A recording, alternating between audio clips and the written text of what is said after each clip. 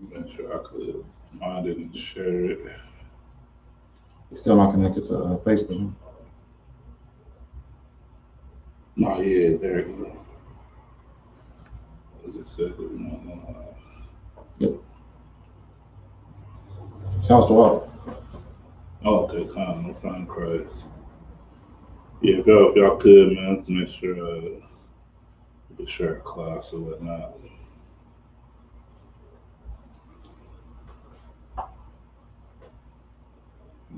Mm-hmm.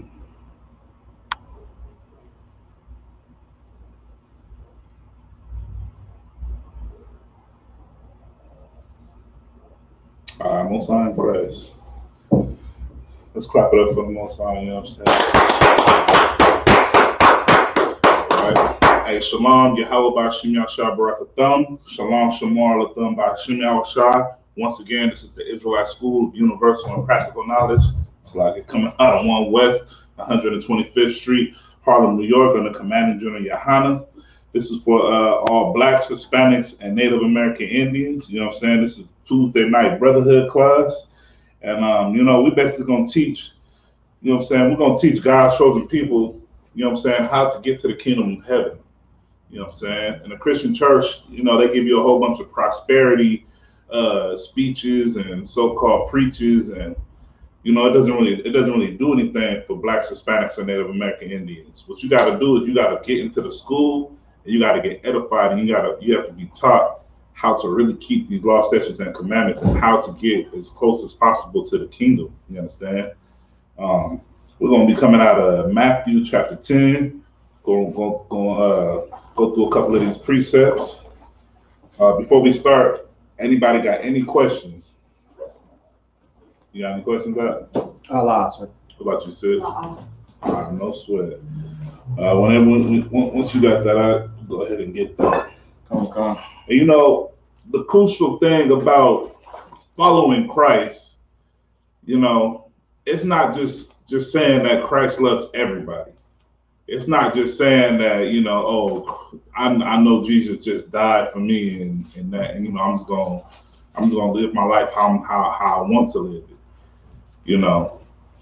People got this misconcept of, living their best life is just doing whatever the hell they want to do. Well, Yahweh Mashiach, man, he sacrificed himself so that you can be here today. You understand? If he didn't have to give up the spirit. You know what I'm saying? He didn't have to. He didn't have to die like that in the flesh, but he did so that we could have a chance at the kingdom of heaven, man. You know what I'm saying? So you want to really follow Christ, this is where you would have to be in order to follow Christ in truth and in spirit. Because in the world, you're not following Christ. You're not doing Christ-like things. You're doing things that are of the world. You understand? Yes. Go ahead, Alvin. You got that. You want verse? You want chapter 10 and verse? You start at the first verse. First verse. The book of Matthew, chapter 10, verse 1. Mm-hmm. And when he had called unto him his 12 disciples, he gave them power against unclean spirits. He gave them what? He gave them power against unclean spirits. Now, when Yahweh Mashiach, when he gave them powers, you understand? He gave them the authority to go and combat these things. You know what I mean? You in the world, you didn't have the strength to tell a brother or sister to get off of drugs. You didn't have the strength to tell a drug dealer to stop selling drugs in your neighborhood. You was a coward in the world.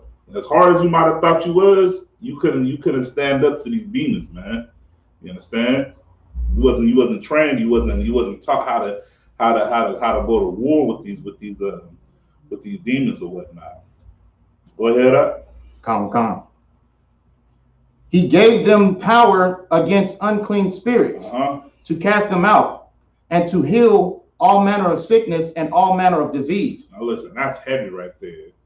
That's something that every Black, Hispanic, and Native American Indian soldier, that's the power you should desire.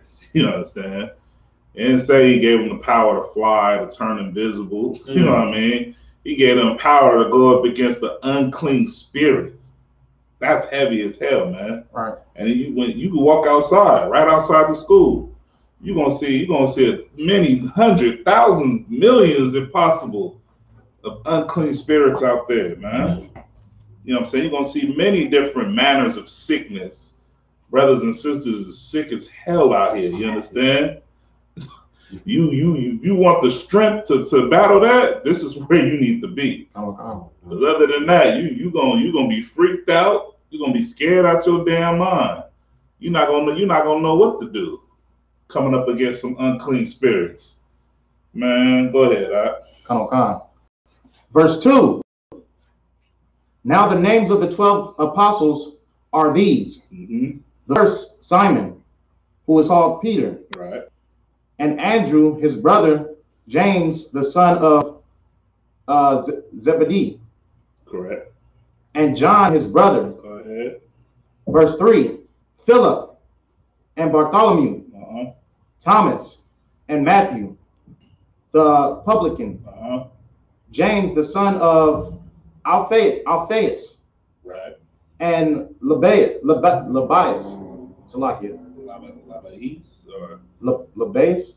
Come on, bad. Salakia. Come on. Whose surname was Thaddeus. Verse 4, Simon the Canaanite and Judas. Oh yeah. It's correct. I'm reading in the 16, but sorry, no sweat. Who also betrayed him. Now listen, these was the 12 tribes. You know what I'm saying? You know what? You know why their names was documented? Because these brothers put in work under Christ. You know what I'm saying? These was Yahushua Mashiach's, you know what I'm saying, main group. This was the foundation, so to speak, man. You know what I'm saying? Now there was a great multitude. There was other brothers and sisters that you know what I'm saying, it's like there was other brothers that followed Christ that, you know what I'm saying, they did glorious work as well, but these was the 12 that was close to Christ. These was the 12 that rolled with Christ, you understand? Go ahead. Come on. Verse 4, Simon the Canaanite and Judas Iscariot, who also betrayed him. Verse 5. I think it says Iscariot. So like it. How will brothers be like? It's cool. Man, I'm just that completely. Nah, no sweat. Go ahead, get on verse 5. So like it, sir. Go ahead. When they say he's a Canaanite, is that just talking about where he's from? Yeah, that's just talking about the region. Okay. You know what I'm saying? Like, I don't know. You got brothers that was born and raised in Texas. They go somewhere else. Like, oh, you're a Texan. Okay. You know, you still like you a Judite, but okay, you John the Texan. Kind of. You know what I'm saying? But yeah, it's just talking about where he was from. It was, you know, there was no heathens rolling with Christ. Right. That's all through the Bible, man. That's all through the New Testament. It clearly says that. Go ahead. Come on. Verse 5.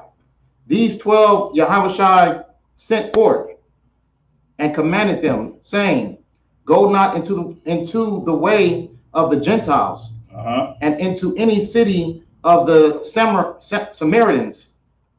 Enter ye not. Now, when Christ told the disciples to go not into the way of the Gentiles, this is where the confusion comes in. What Gentiles is he talking about?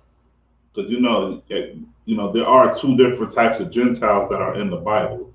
Go ahead, Swat. You talking about the heathen nations, right? Correct. Well, now, right here in this context, he's talking about don't go to the Edomites, don't go to Moab. You know what I'm saying? Or it's like for the brothers and sisters that's tuning in. Don't go on to, you know what I'm saying, the so-called white man. Don't go on, you know, onto the so-called China man. Don't go to the Arab or the, you know what I'm saying, the Ishmaelites. You know what I'm saying? Don't go on to those people. Those are Gentiles. Now you also have another type of Gentile, which are God's chosen people. Go ahead, my bad, Sly. Go ahead. Oh, chosen people, the guys who live in other regions, other Gentiles. And they take on the Gentile customs and they don't even know their heritage. Right. You know what I'm saying? That's why they say, man, the worst type of thievery is stealing your identity. Is you not knowing who the hell you are, according to the Bible. Go ahead. They came with that saying, when in Rome, do what the Romans do. Correct. You know what I'm saying? Yeah, you don't want to do that at all. At all. You don't. Say it again. What we said was heavy. When you live in Rome, do as the Romans do. Right. You do not want to. That's being a Gentile, and that's just embracing the other culture, versus you not knowing your heritage, versus you not embracing who you are. Once you come into the truth, once the Lord wakes you up and you realize that you are the people that are spoken about in the Bible, then you want that's the custom, that's the heritage that you want to embrace fully. Whether or not people start saying, man, you look crazy as hell, you know, for doing this and that. You look crazy as hell for, you know what I'm saying, since you got your head covered. What you doing, you know, brother, you got a headband on. What you doing, man? What's that Star of David you rocking? Well, you know, hey, man, I'm embracing my culture. Right. Y'all don't say nothing when a Chinaman wants to put on a damn orange sheet and shave his head bald and be as flexible as hell. Y'all embrace that. Y'all don't, you know what I'm saying? Y'all don't say nothing when a so-called white man want to be in his overalls and killing every goddamn animal on the face of the earth. You know? Go ahead, so precept too, sir. Please. Proverbs 3:31. Envy thou not the oppressor, and choose none of their ways. Read it again. I read it nice and slow. Proverbs chapter 3, verse 31. Envy thou not the oppressor. Listen, envy not thou the oppressor. That's exactly what we are doing in 2021. Believe it or not, we envy the oppressor. All right. We wanna listen. Negroes can't get together and just get together and be powerful. They want to be the black mafia. They want to, you know what I'm saying, deal with their people just like the so-called Italians and the Scottish and the Irish. Those were the first mafia cats, you understand? They want to do just like them, be gangster, start, you know, extorting drugs and robbing each other and, you know, setting up these type of gang and street laws. That's where we get it from. You know what I'm saying? Envy not thou oppressor. You ever see how the white man dresses women? Dress them in nothing down there. Right. So what do God's chosen people do? We hate ourselves so goddamn much. We start to tell our women, hey man, what you got on is ugly, what she got on is right. Be more like Sally. Show some skin. We destroyed, man. All right. Go ahead, read it again, Not. Proverbs chapter 3, verse 31. Envy thou not the oppressor, and choose none of his ways. Choose none of his ways. Choose none of his doctrines. You want to follow Christ, man, you got to say the hell with Christianity. You want to follow Christ, you got to say the hell with Catholicism. That's right. Islam. Anything that goes against this Bible, man. Right.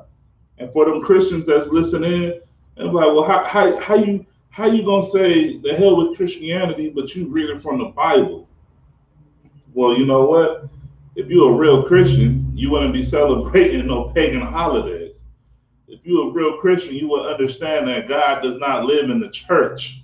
That's right. You understand? You understand that Jesus Christ was a black man according to the Bible, and that he died for blacks, Hispanics, and Native American Indians. That's right. You will understand that God's chosen people are those that are trampled upon and those that are oppressed, man. And that this world is built off the blood, bones, sweat, and tears of God's chosen people. You will understand that if you was a real Christian. That's right. But you are a perpetrator according to the Bible. Right. You are just a goddamn groupie, and all you want to do is clap your damn hands, jump up and down with a tambourine on every goddamn block across America, across the globe, on every Sunday morning. And then you go out and you sin all 6 days of the week. You understand? That's right. The real work is right here in the ISUPK, man. This is where you really follow Christ. And this is how you really get to the kingdom of heaven. Read on that. Come. And the water for that precept, so what? Verse 5. These 12 Yahushai sent forth, and commanded them, saying, Go not into the way of the Gentiles, and into any city of the Samaritans. Enter ye not. Now, why did he say, enter not into the cities of the Samaritans? Who knows why? Who want to take a guess? Go ahead. Is that just an example of a heathen area? You almost there. Go ahead, Swat. They don't worship the Most High, right? They don't know who they worship, or they were lost. Y'all almost there. You want to take a shot, sis? Why did Yahweh Mashiach say, don't enter into the cities, enter ye into the gates of the Samaritans, enter ye not?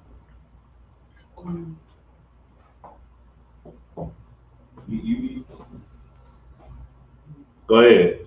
Me? Yeah. Sir, they weren't in the truth, sir. I'm gonna tell you why. Cause that ain't where God's chosen people were. All right. You know what I'm saying? He told his disciples, I want you to go to the hood. Don't be going into these suburbs, man. Don't be going into where you know there ain't none of my people.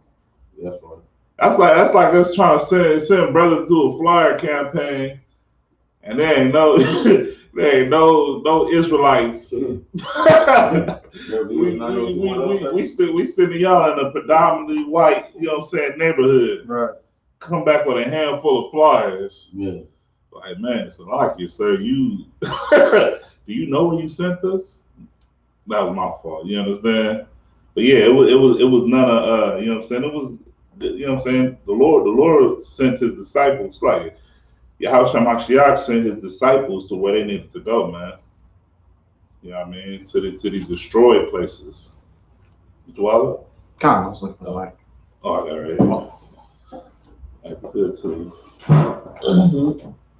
You know what I'm saying? So yeah, he told them don't go into the, you know what I'm saying, into the way of the Gentiles, and enter ye not into the gates of the Samaritans, because that's not where God's chosen people are, man. God's chosen people are on those reservations, man.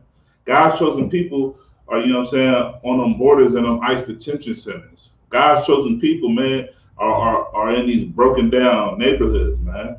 Drug infested, roach infested, gang violence. You know what I'm saying? Where people don't want to drive through at night at a certain time. You know what I mean?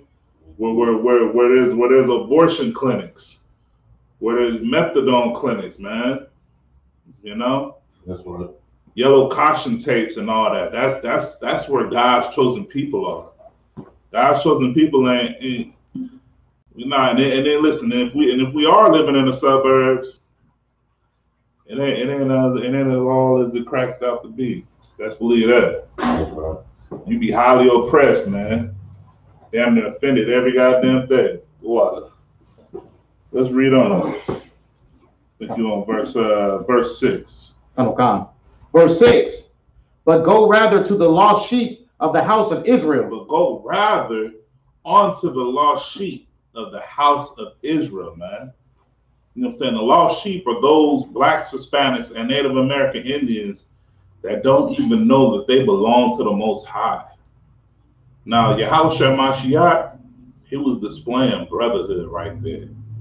He was saying, go to those that don't even know that I'm going to sacrifice myself for their sake. Go to those that never even heard the word of the Most High. Now, that's having compassion and love for your people. You mean to tell me that you're going to send you know what I'm saying, you're going to send a warning to the people that you had never even seen, to tell them that it's time to get your life right, that the kingdom of heaven is at hand? And even though they probably not going to listen, or, you know, you're going to have, you know, it's always a 50-50 chance. It's just like when you're going out and you're doing a flyer campaign, flyer mission. You know what I'm saying? You're gonna have brothers that's gonna hearken unto the words of the prophet, and you're gonna have those that's gonna, you know, they're just gonna be ready to shun you away. You know what I'm saying? But yet, Yahweh Mashiach said, no, Go rather unto the lost sheep of the house of Israel. No matter what, don't compromise. Read on that. Come on. Verse 7. And as ye go, preach, saying, the kingdom of heaven is at hand. The what? The kingdom of heaven is at hand. And that's exactly what we do. You understand? We do exactly as the disciples did when they got that order, when they got that commandment to go out and to preach and to and listen. When they was out there telling them that the kingdom of heaven is at hand, don't just take it for what the word just says. These brothers was out there blazing. These brothers was out there saying that you can't be high out your goddamn mind.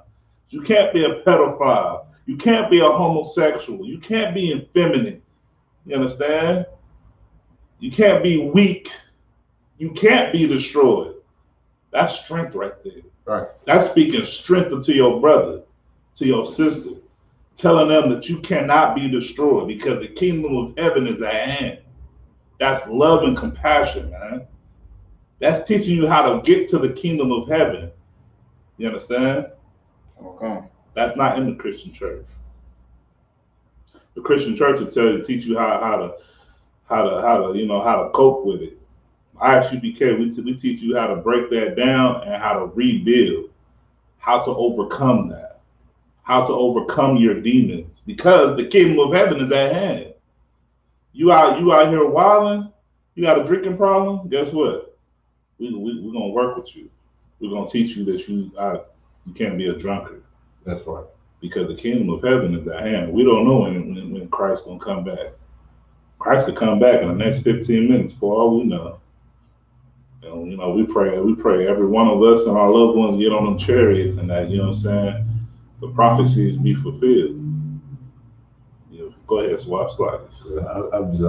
I have a question because, you know what I'm saying, like you know how the Most High God did the disciples and he sent them out and he taught them and sent them out to look for us. Right. You know what I'm saying? When I was in the world too, it's like maybe it's just God drawing us sometimes because or not sometimes, it's a lot of people that, but drawing us because it's like even the songwriter said, you know what I'm saying, like dealing with the oppression that we deal with, how destroyed we are out here. He's like the songwriter said, "Hey God, are you watching?" Right. So he wasn't in the truth. It was like we have that draw in us to like know that there has to be a higher power. There has to be God, even though we're not in the truth. We don't really understand. But it's like we had that connection there with the Most High or with God, or it seems like that. You know what I'm saying? And I just kind of, is that what it like? Can that be explained, or is there a precept to go with that? Where we get that from? The precept that I will use, and I'm just gonna paraphrase it. Maybe not to like if you can ping it in your mind. I knew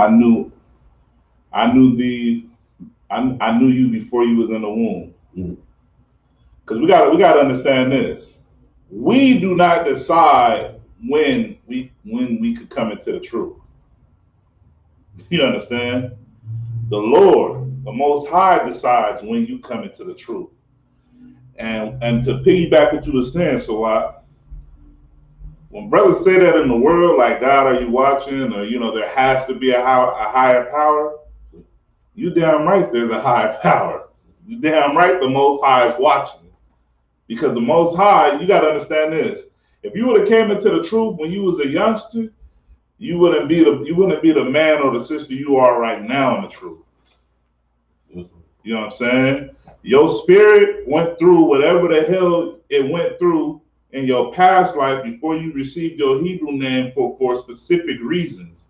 Reasons that are far beyond, and I can't even fathom in my imagination because I'm not on that level as the Most High. You understand? Right. That's beyond, as we say, that's beyond my job. Right. That's beyond my rank.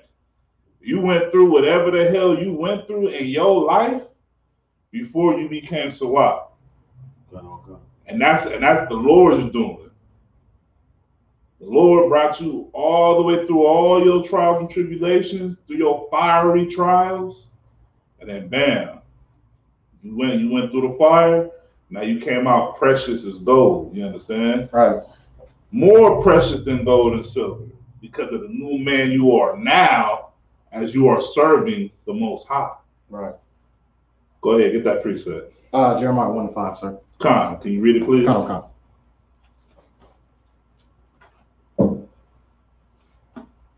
And this is the goal with that type of mindset. Because trust me, so it's gonna be a brother. I don't know when, but hold me to it. We're gonna have a conversation one day. It's gonna be a brother that's gonna come with that same mindset. Like, man, I know there has to be a God, man, but I'm just going through this, man. I'm catching L's, man. I'm just down on my luck. Or a brother might come up to you and he's on the up and up. You know, he might have just went through whatever he went through, and now he just getting all types of, you know, positive, you know, I don't want to say vibes. I hate saying vibes, but, you know, positive things happening to him. And, you know, Israel, man, we do only love to acknowledge the Most High as soon as something positive happens. As soon as we get a great increase. But when things is just copacetic, niggas forget who the Most High is. Yeah. Right. We just act like it's the norm. Everything is how it's supposed to be.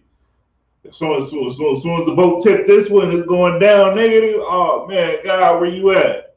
Yeah. But as soon as it starts to tip up and it's looking good, oh man, hey, that's the Lord.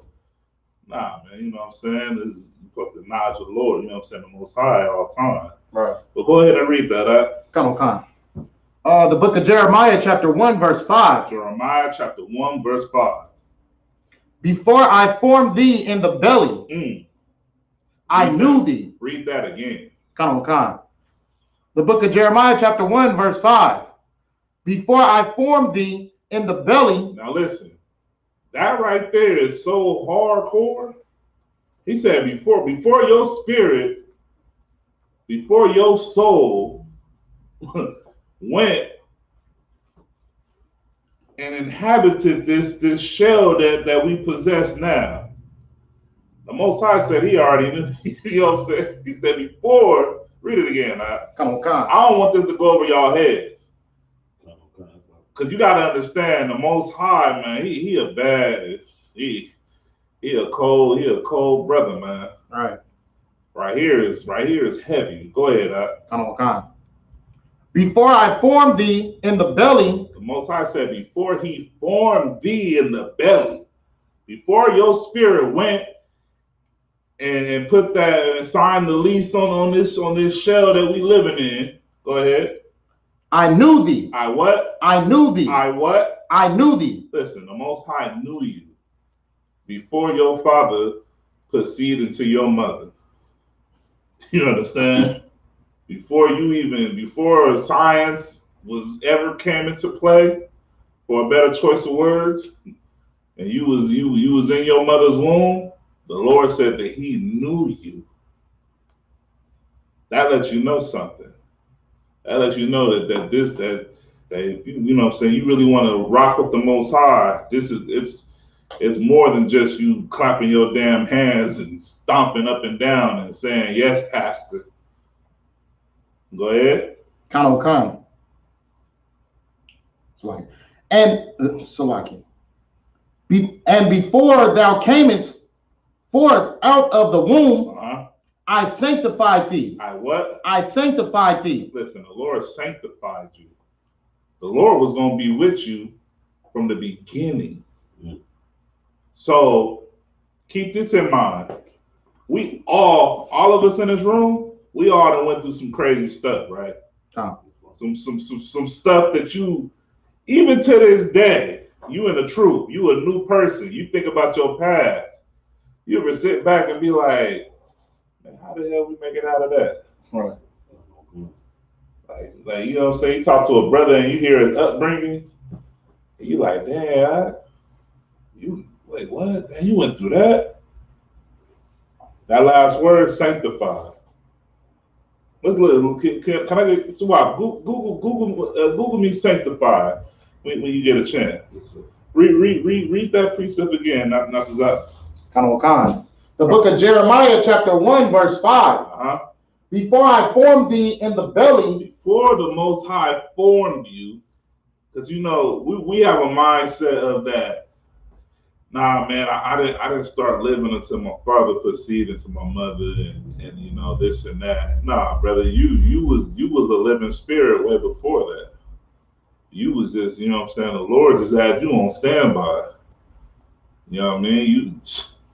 You you know, and another thing that we are taught in the ISUBK is that, you know what I'm saying, if you a Judite now, you know what I'm saying, and you be reincarnated, you know what I'm saying, when the Lord decides to, you know what I'm saying, you're gonna come back a Judite. You know what I'm saying? Hold on, hold the definition. Go ahead. Come on. Salaki.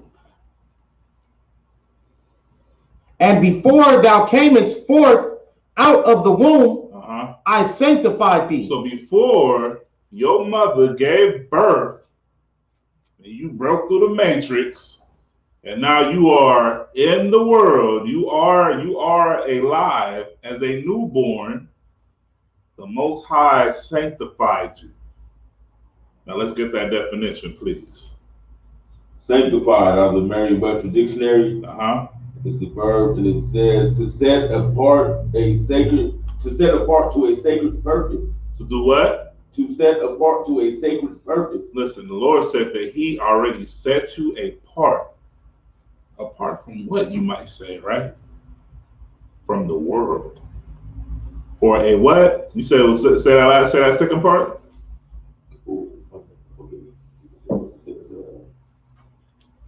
I think it said. Go ahead.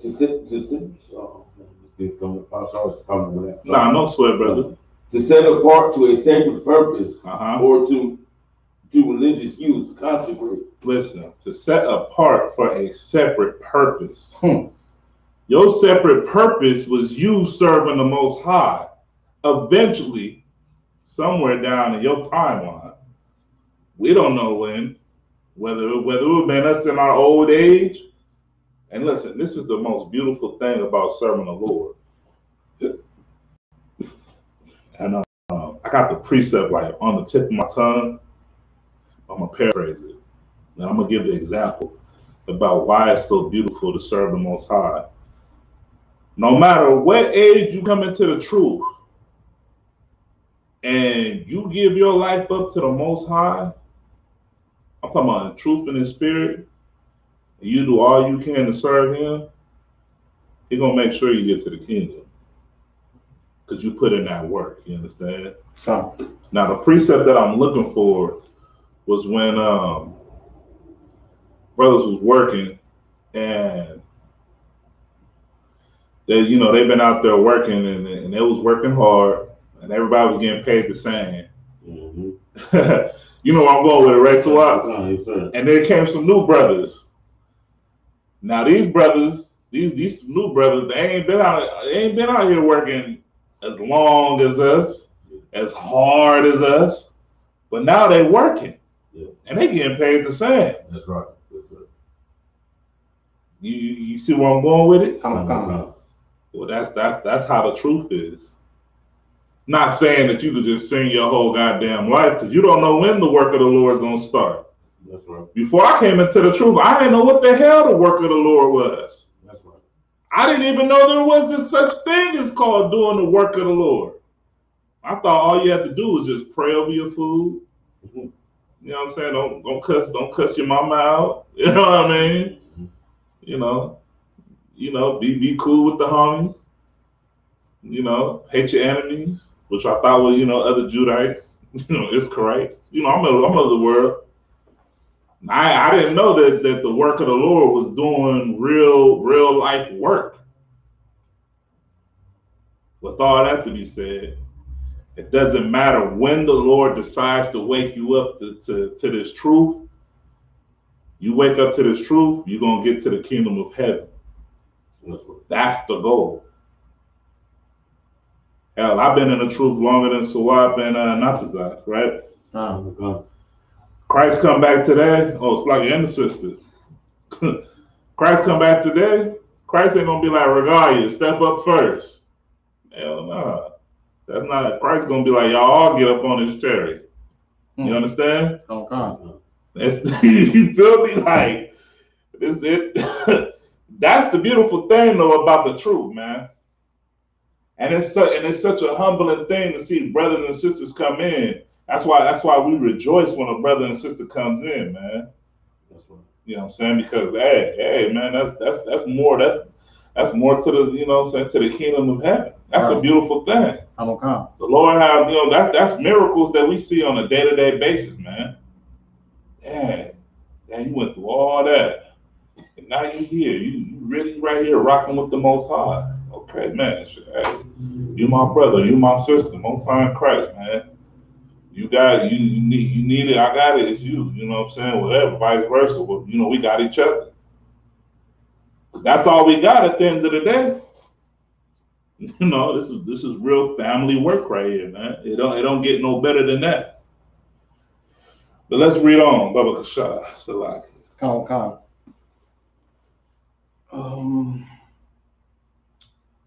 Salaki.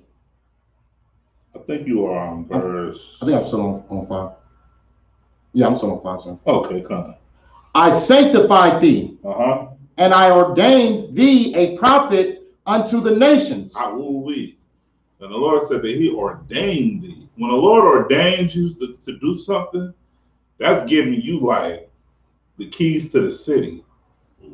That, you know what I'm saying? Let me see. That's giving you the authority to go full-fledged. Under Commander Judi Yohana, we are ordained to go out and prophesy, you know what I'm saying, on all the street corners of, you know, the United States of America, and wherever there is an ISUPK, whether we go across the pond to the United Kingdoms, whether we go on to the Caribbean islands of, you know what I'm saying, of Jamaica and whatnot, wherever the Lord sends us. You know what I'm saying? We have been ordained to do this work through the, you know what I'm saying, through the mercies of Yahweh Shai Mashiach. And you know what I'm saying, with the straight blessings of the Most High. You understand? This is the work that we do. And that's the same work that the disciples did that rode with Yahweh Shai Mashiach. Everybody understand? Come. You know, this work that we do is don't take it, well, I'm not gonna say us, we don't take it lightly. But for those that believe that we just out here just chilling, we're really doing the work, man. Whoa, there you go, brother. Damn right. Let's go ahead, though. Salaki, let's jump back into Matthew chapter 10.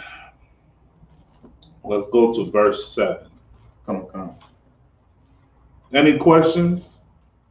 Anything? On the topic? Yeah, on the topic. I'll get other questions at the end of class. Go ahead. Salaki, sir. So that last verse, so, and I ordained thee into a prophet, that's pretty much a precept saying that, you know what I mean, if you were a prophet before in the past life, you always will be. Right, yeah. If you it's like, not to cut you off, if you was a prophet in your past life, because you would have never known. Right. You understand? You won't have no remembrance of your former life whatsoever. You know, that's why when brothers say that they are David in the flesh, or I don't know, Nathaniel in the flesh, brothers is just feeling themselves. There ain't no way in hell you're gonna have any remembrance. Right. You know what I'm saying? Any brother walking up to you talking about he boasts, I stand down. You know what I'm saying? Like, right. You have no remembrance of your former life. And it says that in the precept. So you a blasphemer, man. You just going against the precept. Right. But that precept straight up told you that if you was a priest and prophet of the Lord before, at a forward time, then you will be that same, you will be a priest and prophet now. You know what I'm saying? And that's why, you know, you come into the ISUPK, you know what I'm saying, we have ranks that you have to rise up through, you know what I'm saying? Some brothers rise up faster than others. That has nothing to do with you. What your goal is to sharpen your sword. So when it's your time to get out there and to blaze on that microphone, you as sharp as hell. You understand? Right. That's real battle. That's real warfare.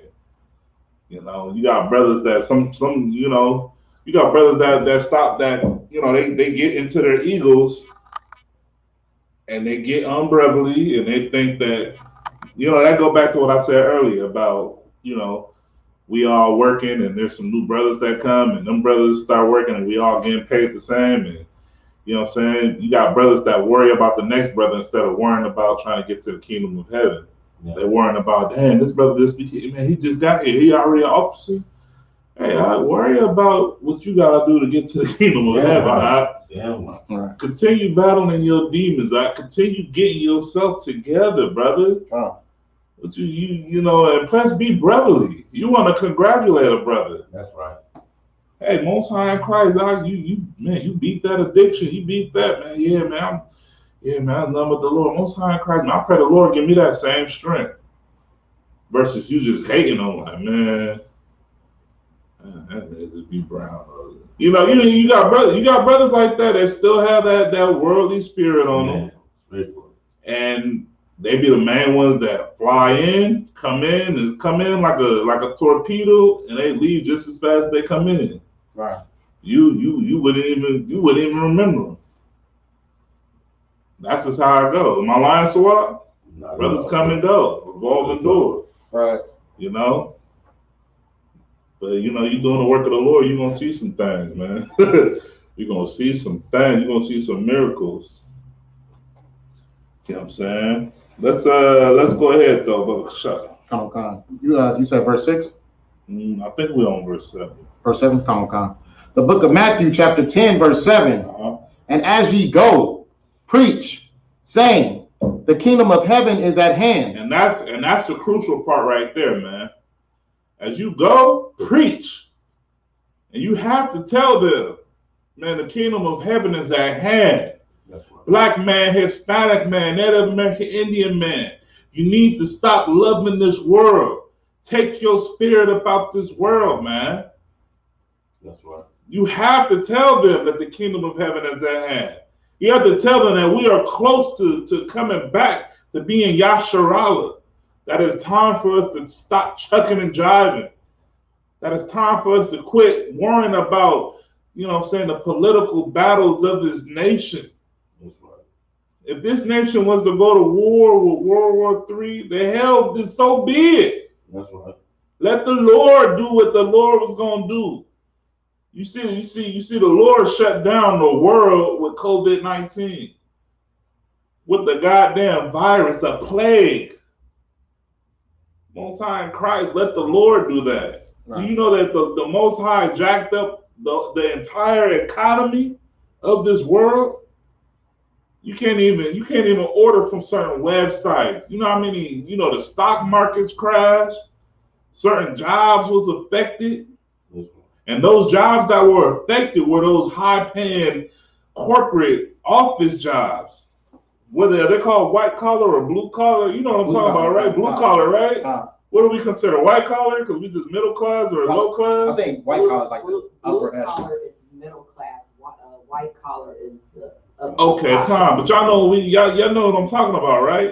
Those was the jobs and that economy, that whole economy level and that economics, whatever the hell you want to say, that was affected hard. Them people have to start going from being in them offices and feeling themselves and looking down on people in them skyscrapers to now they're working at home. Right. You know what I'm saying? Now they have to deal with their badass kids. Right. Now they got to deal with their alcoholics, spouses or, drug addict, family members. Now they can't just escape to them damn offices and feel so high and mighty. You understand? Like, now they can't oppress somebody from a damn office. Now they actually are seeking your service, hoping that you answer the damn phone call. You know what I'm saying? Those was the people that was affected the most. It wasn't us that's right here on the bottoms. Hell, you could you could go to a temp agency, and they consider you a goddamn essential worker. Right. All of Yasharallah during this pandemic was considered a damn essential worker. Right. Can you believe that? Right. During the plague, man, if that precept that we read before doesn't speak volume that the Lord has ordained you and sanctified you, right? The Most High has sanctified Yasharallah during the pandemic. Brothers were still complaining about, Yeah, they giving us hazard pay, but damn, man, I gotta go to work. Now my slave cats is catching COVID-19 left and right. Right. You get your little pay. They don't even fire you. They tell you they tell you quarantine yourself and bring your black ass back to work. God. Get back on the plantation. God. You understand? Versus these Edomites killing themselves, mad as hell. You know what I'm saying? They going through it. You know, it's man. Let's go on though. It's a lot. Okay. You want me to read 7 again, sir? Please. Okay. The book of Matthew, chapter 10, verse 7. And as ye go, preach, saying, the kingdom of heaven is at hand. Go ahead. Verse 8. Heal the sick. Heal the what? Heal the sick. Listen, man. You serving the Lord. You're a doctor at this, man. You heal the sick. And I'm not talking about brothers with cancer or diabetes. I'm talking about brothers that have sick minds, sisters that have sick habits. You understand? You heal the sick. Think about it.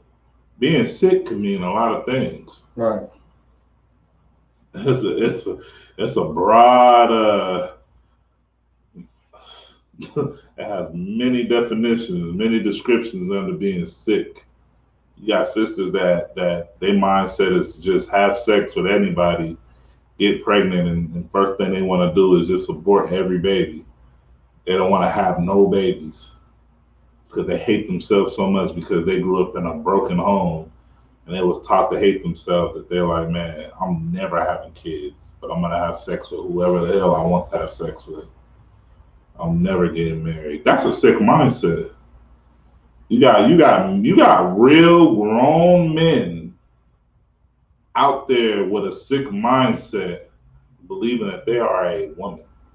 And I'm not even talking about the ones that go to the extreme level of being considered a transgender. I'm talking about brothers out there that's seeking to turn other men into homosexual. That's a sick mindset. That's a real sick demon that they have hunched over them. What about the people that are on drugs? Now let's not even touch on the so-called quote unquote hard drugs, cocaine and heroin. Let's talk about over-the-counter drugs. Let's talk about those people that love to take Norcos. Love to take just you got brothers that just be chewing ibuprofens for no reason. You got a damn headache. Yeah. You just chewing just to be chewing. What about brothers and sisters that just drink their damn minds away? They can't even be around their kids unless they drunk or high. Can't even be in their woman's face unless they got a blunt in their mouth. You know, that's a sick lifestyle. Read on, man. The book of Matthew, chapter 10, verse 8. Heal the sick. Cleanse the lepers. Raise the dead. Raise the what? Raise the dead. Listen, that's what we do in the ISUPK, man. Right. If you are not in the truth, you are dead, according to the Bible. You are a dead man walking. And that's facts. You're a dead sister out there. Go ahead, sis. So that's not literal. Listen. That's what you said, like an allegory. It's more of a spiritual thing. Because think of it like this: sis. You doing what you want in the world. You're not serving the Lord. What are you living for? You have a mindset that you can. You know what's that? YOLO. You only live once. You have that type of mindset, right? So you do everything that you want or that you mentally believe that you want to do. It's like, go ahead, man. You have a mindset that you just, you know what I'm saying, that you just, I don't know, you want to skydive and eat lobster at the same time. I don't know. I don't know. Or you want to, I don't know, you want to just do something wild as hell. because you're like, I'm only gonna live once. That's a dead mindset, thought, brother. Because that mindset can possibly lead you to death. You thinking you only gonna live once. If you're not serving the Lord, you are dead. You are part of that valley of dry bones. You were just I don't know. Who got a better choice of words for me, man? If you're not living, I mean, you a zombie. Damn near. You a zombie in America. Right. You being told what to believe in. You being force fed this garbage, and you living off of it. You know? Yahushua Mashiach, he literally raised the brother up from the dead. You understand? And that was a miracle. And what's crazy, even after he did that, Yasharallah still didn't even want to follow him. Go ahead, Sawab.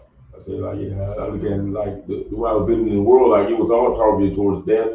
Like even my fun was killing me. The things I love to do, like at my worst state, you know what I'm saying? I was taking morphine drops, drinking, you know what I'm saying? Just tearing myself down real bad. Right. And I'm like, man, I didn't know how to live.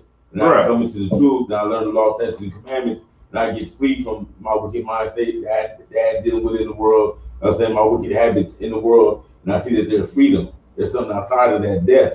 And until you come to the truth, you don't know that. That's why people try to knock the truth. When they talk about stuff they don't understand, you got to come here and learn it and really live it. You know what I'm saying? Because it's gonna set you free. That sickness is gonna go. That mind frame I used to have, I look back and I'm like, God damn, what was I thinking? Right. You know what I'm saying? The people come around me and they try to act like they wanted the truth even at work. But brother's supposed to come tonight.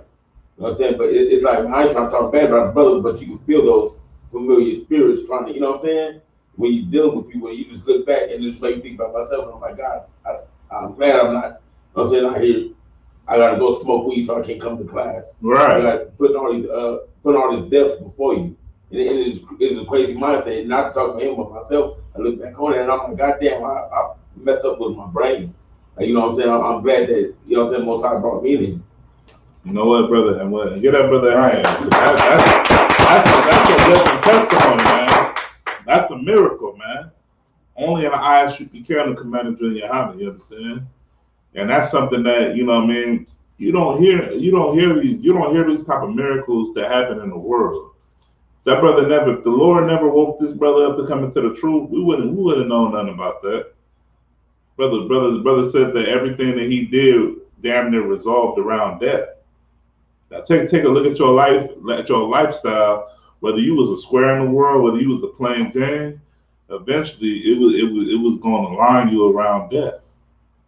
You was going to be doing something that you wasn't supposed to be doing eventually, because of that mindset that you have that you just doing, you just living. I'm just here, you know. But like I said earlier, Yahushua Mashiach, he literally raised up a brother from the dead. He raised up Lazarus, right?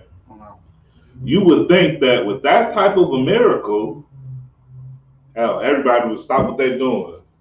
Say, you know what? You the Messiah, you the chosen one, you the Savior. We believe in everything that comes out your mouth.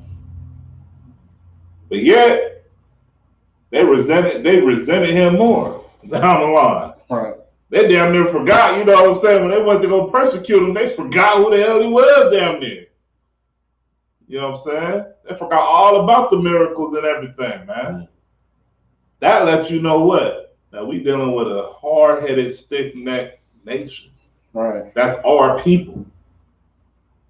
That's why we have to go so hard as hell, man. If a brother or a sister ever asks you, after they see us on YouTube or on Facebook or whatever, they see us at camp, live in person, they ever ask you, man, I see y'all brothers got a message, but why do you brothers have to talk so damn, like, why do you have to yell and talk so damn strong to people? Keep that in mind. Nigga, it's like, brother, before time, Christ was doing miracles in front of us. And us as a nation, we were so hard-headed and we were so into what the oppressor was doing. We were so neck deep, damn near hairline deep into the world that we didn't even want to follow Christ then. Right. So don't tell me to speak soft. Don't tell me to lighten up. Don't tell me not to go as hard. That's right. This is what I'm supposed to do. Right. This is how I'm ordained to do this. I'm ordained to save brothers and sisters' lives, man. This is the profession that you take upon yourself when the Lord wakes you up to the truth, man. And you get into these ranks, man. Even as a young man, you being conditioned to chastise the spirits of, and to go against unclean spirits. Then when you become a trooper, you sharpening up your sword. But you're not sharpening it on just one side, you sharpen it on both sides. You know why you sharpen it on both sides? To keep yourself in check so that you won't fall weak to your own demons. So that you can continue to be an example. I don't give a damn if you a trooper. I don't give a damn if you a trooper for your whole time in the UPK and your house strike comes back. By you serving the Lord in truth and in spirit, you gonna get on them damn chariots. Right. That's all that matters. Now, the Lord raises you up to become an officer. Okay, keep putting in that damn work, huh? Right. And that's for the sisters, right? Because I understand sisters don't become officers and all that. Some sisters have that mindset like, well, what is the benefit of me being a sister in the truth? Since you're gonna have many brothers that's gonna protect you. The Lord one day gonna give you a husband if you don't already have a husband. And I'm not just speaking to you in person. I'm just as in a general thing. You understand? You're gonna have brothers that's gonna protect you. If you don't have a husband, the Lord gonna bless you with a husband. If you do have a husband, the Lord's going to equip you to be the best goddamn wife that you can be for that man. And the Lord might use you to humble that brother, to bring that brother into the truth. And then guess what? That's going to be a beautiful marriage. Man. That's going to last for an eternity. You understand? You see the benefits? But guess what? It's going to be many bumpy roads. It's going to be many fiery trials. You have to, in order to come out as a diamond, you have to go through the pressure. You have to go through the fire in order to become gold. Christianity teaches us in order to get to the kingdom, that we need to follow what the pastor says. Right. But the truth teaches you in order to get to the kingdom, you have to follow Christ. And Yahushua Mashiach, if you read the Bible, he went through hell, man. Right. He went through pure, like, exactly, what we going through, but on a whole nother level, because he's dealing directly with the Most High. Right. He damn near, listen, he was like, well, if you ever seen a superhero movie and a cat just gets so fed up and he knows he's so higher than these normal cats, and he just waves his hand and everybody just drop. Christ probably could have did that. Right. You understand? Oh, no. Like, but he has strict orders. Right. The Most High, and listen, this is beyond my imagination. I'm just going off of an example. Don't hold me to. I'm not even gonna say it. The Most High gave him strict instructions on how he was supposed to behave and what he needed to fulfill. And Yahushua Mashiach, he did exactly what the Most High told him to do. Right. You had a question? Oh, I swear. So he did exactly what the Most High told him to do, and he bared that burden. Right. But like I said earlier, he rose up a brother literally, and niggas looked at him and was like, okay, Some was like, dang, Most High Christ, what the hell? Right. Others was like, nah, bro. You know how Jack is. But yeah, we watch David Blaine or some musician. We fascinated because he held his breath for 14 minutes or so. I don't know. Right. He fell from a plane and then died. You know, we like, yeah, wow. Wow, oh my goodness. And Christ was doing miracles and we wasn't even fascinated by that, man. So when we go hard in the work that we do, we going hard because we really follow Christ. We go hard because we understand that the kingdom of heaven is at hand. And that the only way to get to the kingdom of heaven is to follow the Most High. Which is the example that Yahushua Mashiach left behind. You know what I'm saying? He loved his disciples. He loved the brothers that followed him, the brothers and sisters that followed after him so much that he explained clear instructions on what to do, even after my death. You understand? Okay. That's a code. You see, you can't listen. We all grew up in different hoods, or some of us did, some of us didn't. Don't matter. You can't even sit up there and talk to anybody with wisdom, and they're like, "Look, when I die now, when I'm gone, this is how I want you to behave. This is what I want you to do." You know, so you get teary eyed, and you know, you like, "Nah, man, I don't want to think about that now," and you never talk about that. Christ was on a day-to-day basis putting his disciples, putting those brothers that follow him up on game. Like, this is how you're supposed to do. This is what you need to do. Right. This is what you have to do. If you love me how you love me now, you need to keep that same brother. You understand? Okay. That's love.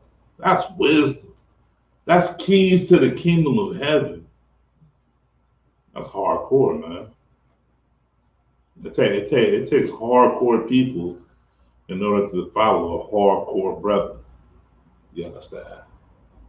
Let's read on, Brother Kashar. Okay. Salaki, I know I be going off, but Salaki. Verse 8. Mm-hmm. Again. Come. The book of Matthew, chapter 10, verse 8. Right.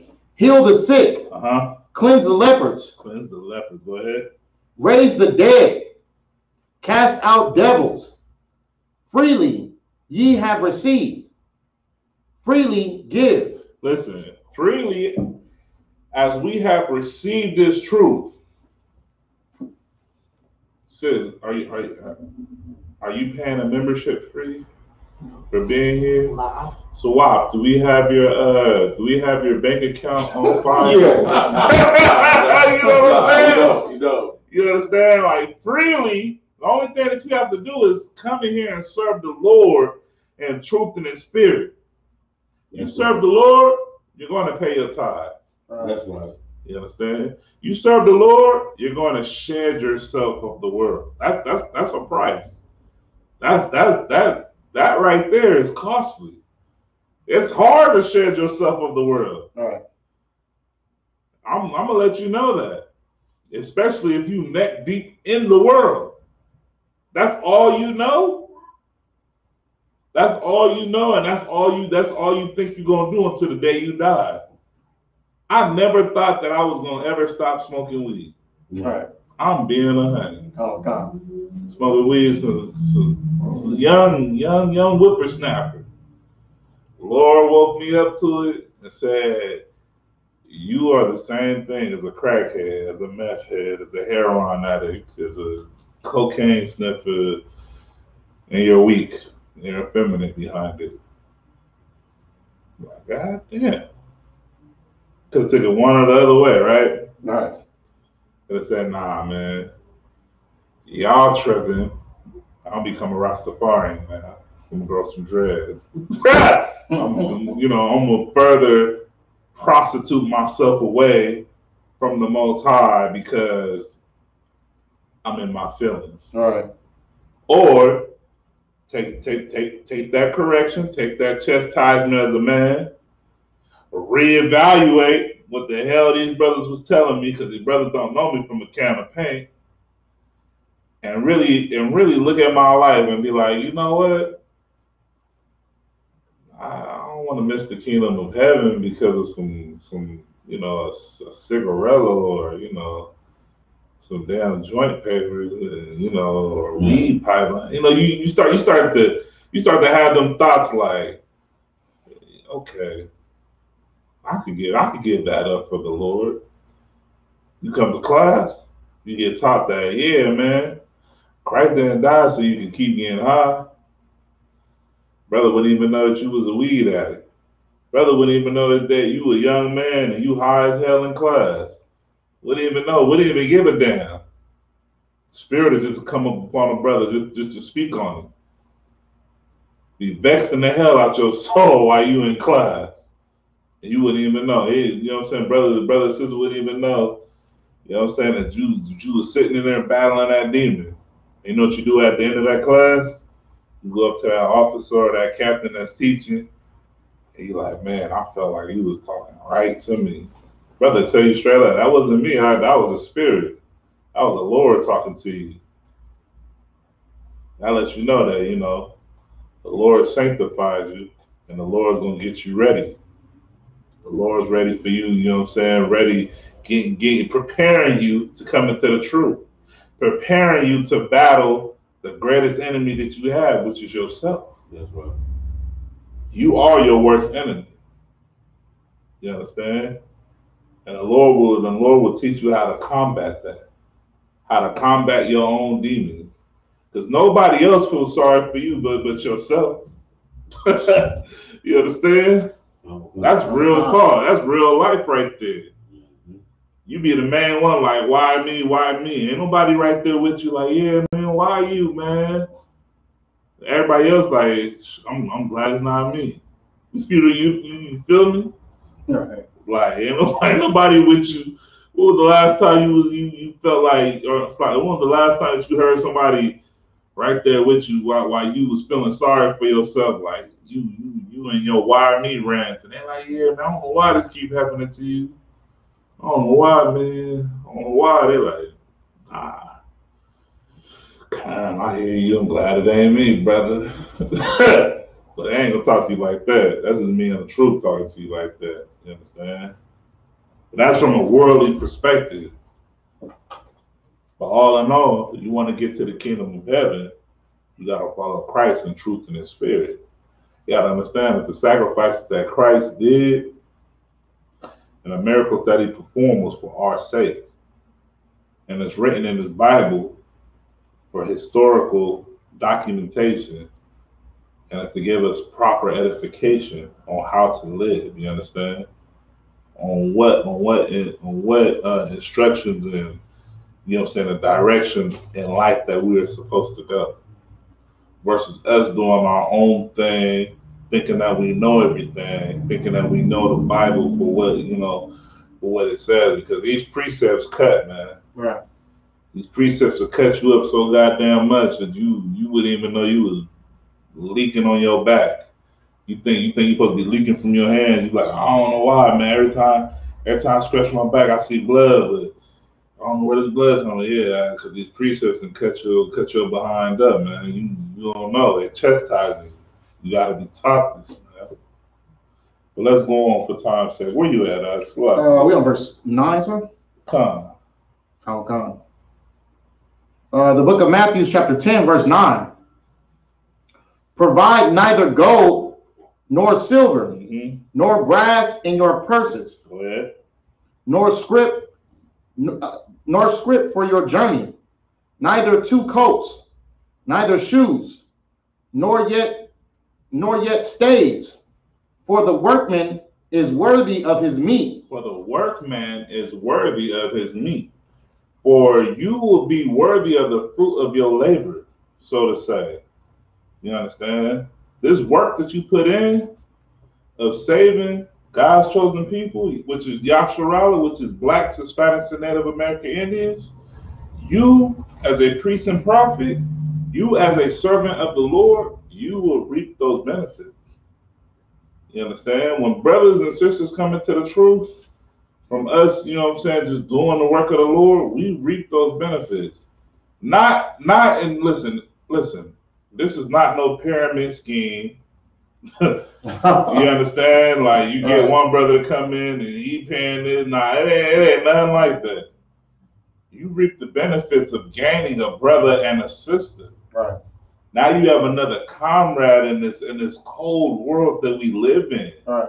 Another brother, another soul that you can honestly trust. Once I came into the ISUPK, man, I have never looked at like brothers and sisters in the world the same. Right, man. My trust, I thought I had trust issues before. Ooh-wee. I be telling my kids, like, you know what I'm saying? You gonna be friends with who? What's her dad like? What, oh, yeah? Yeah, you don't know nothing about who the Most High really is? Yeah, I don't know about that. You know what I'm saying? Versus, yeah, you know what I'm saying? Call up one of the Akim that got daughters, and it's like, yeah, it's no sweat. Hey, go over there, y'all at the party. We about to pull up. You know what I'm saying? Invite a brother over to the house versus you inviting a brother over to the house in the world. Two different things. Two different lifestyles. You can, man, you can trust a brother. You can trust a brother to be like, hey, you think you can drop my rib off over here for me, brother? What, I appreciate it. Right. I cash out you some gas money. Right. I hear no sweat, it's nothing. You drop the sister off and you wait for the sister to go up inside the building. You call her husband right then and there, like, yeah, your rib just walked up in there. I waited for her to go up in there. Yeah, she had no issues, everything's so wild. Man, I appreciate you. I done have brothers call me like, hey, you fresh off the slave. Nowhere in sight. Car not running. They needed their kids to get to the school when school was back open. Guess what? I was a brother. I bust that mission for my brother, just like my brother would have did the same for me. And that brother had no issues with me picking up his kids and taking them to their school. I made sure that when they met with the little white teacher or whatnot, they got in the gate safely, called their father, you know what I'm saying? Hey, just like it, sir, kids made it to the destination safe and sound. That's the benefits that you reap in the truth, man. Right. In the world, wait, who? Homeboy, who? Hell, nah. Baby girl, we go about to Uber you. You know what I'm saying? You better Uber them kids. Nah, Trey? you know, I'm just saying, you know what I'm saying? Like, nah, Trey, cool. We just smoke together, but I don't know. I mean, this is this other world. You know, that mindset. That last precept, man. You know what I'm saying? You benefit. You gain a brother and sister when they come into the truth, man. It's a beautiful thing, man. The angels in heaven, you know what I'm saying, in the heavens, they rejoice, man. When a brother and sister, you know what I'm saying, give up the world and they start serving the Lord and they pursuing the kingdom, man. That makes the army of the Most High that much stronger. You know what I'm saying? Yasharala will be cleansed at that point. Once all of Blacks, Hispanics, and Native American Indians come into the truth, and we stop doing things of the world. And then, just like the precept says, and I'm going to paraphrase it, it's damn near like one of my favorite precepts, where these other nations will look at us and they will say we are a wise and understanding nation because we know the Most High that we serve, you understand? They see how they see our whole get down, and they're like, dang, they're not out here. They're not out here doing how they used to do. And when they can say that about us, how we used to do, that's going to be a beautiful thing, you understand? Yeah, man, they used to be gang banging and running up the block, but they don't do that no more. Right. They used to just be straight killing each other, funking and selling drugs, and they don't do that no more. Man, I ain't seen a Black, Hispanic, or Native American Indian prostitute in about 500 years. I don't know, you know what I'm saying? Like, They don't do that no more. That's a righteous people. That's a righteous nation. They came up out of what they came up out of, and now they're pursuing the kingdom of, you know what I'm saying, of the Most High, and they're doing it righteously. Go ahead, Swat. Go ahead, please. Deuteronomy chapter 4, verse 6. Mm-hmm. Keep them, therefore, and do them. Hold it right there. Keep them, and therefore do them. What is he talking about? What's his precept talking about? You understand? What are we supposed to keep and therefore do them? Right.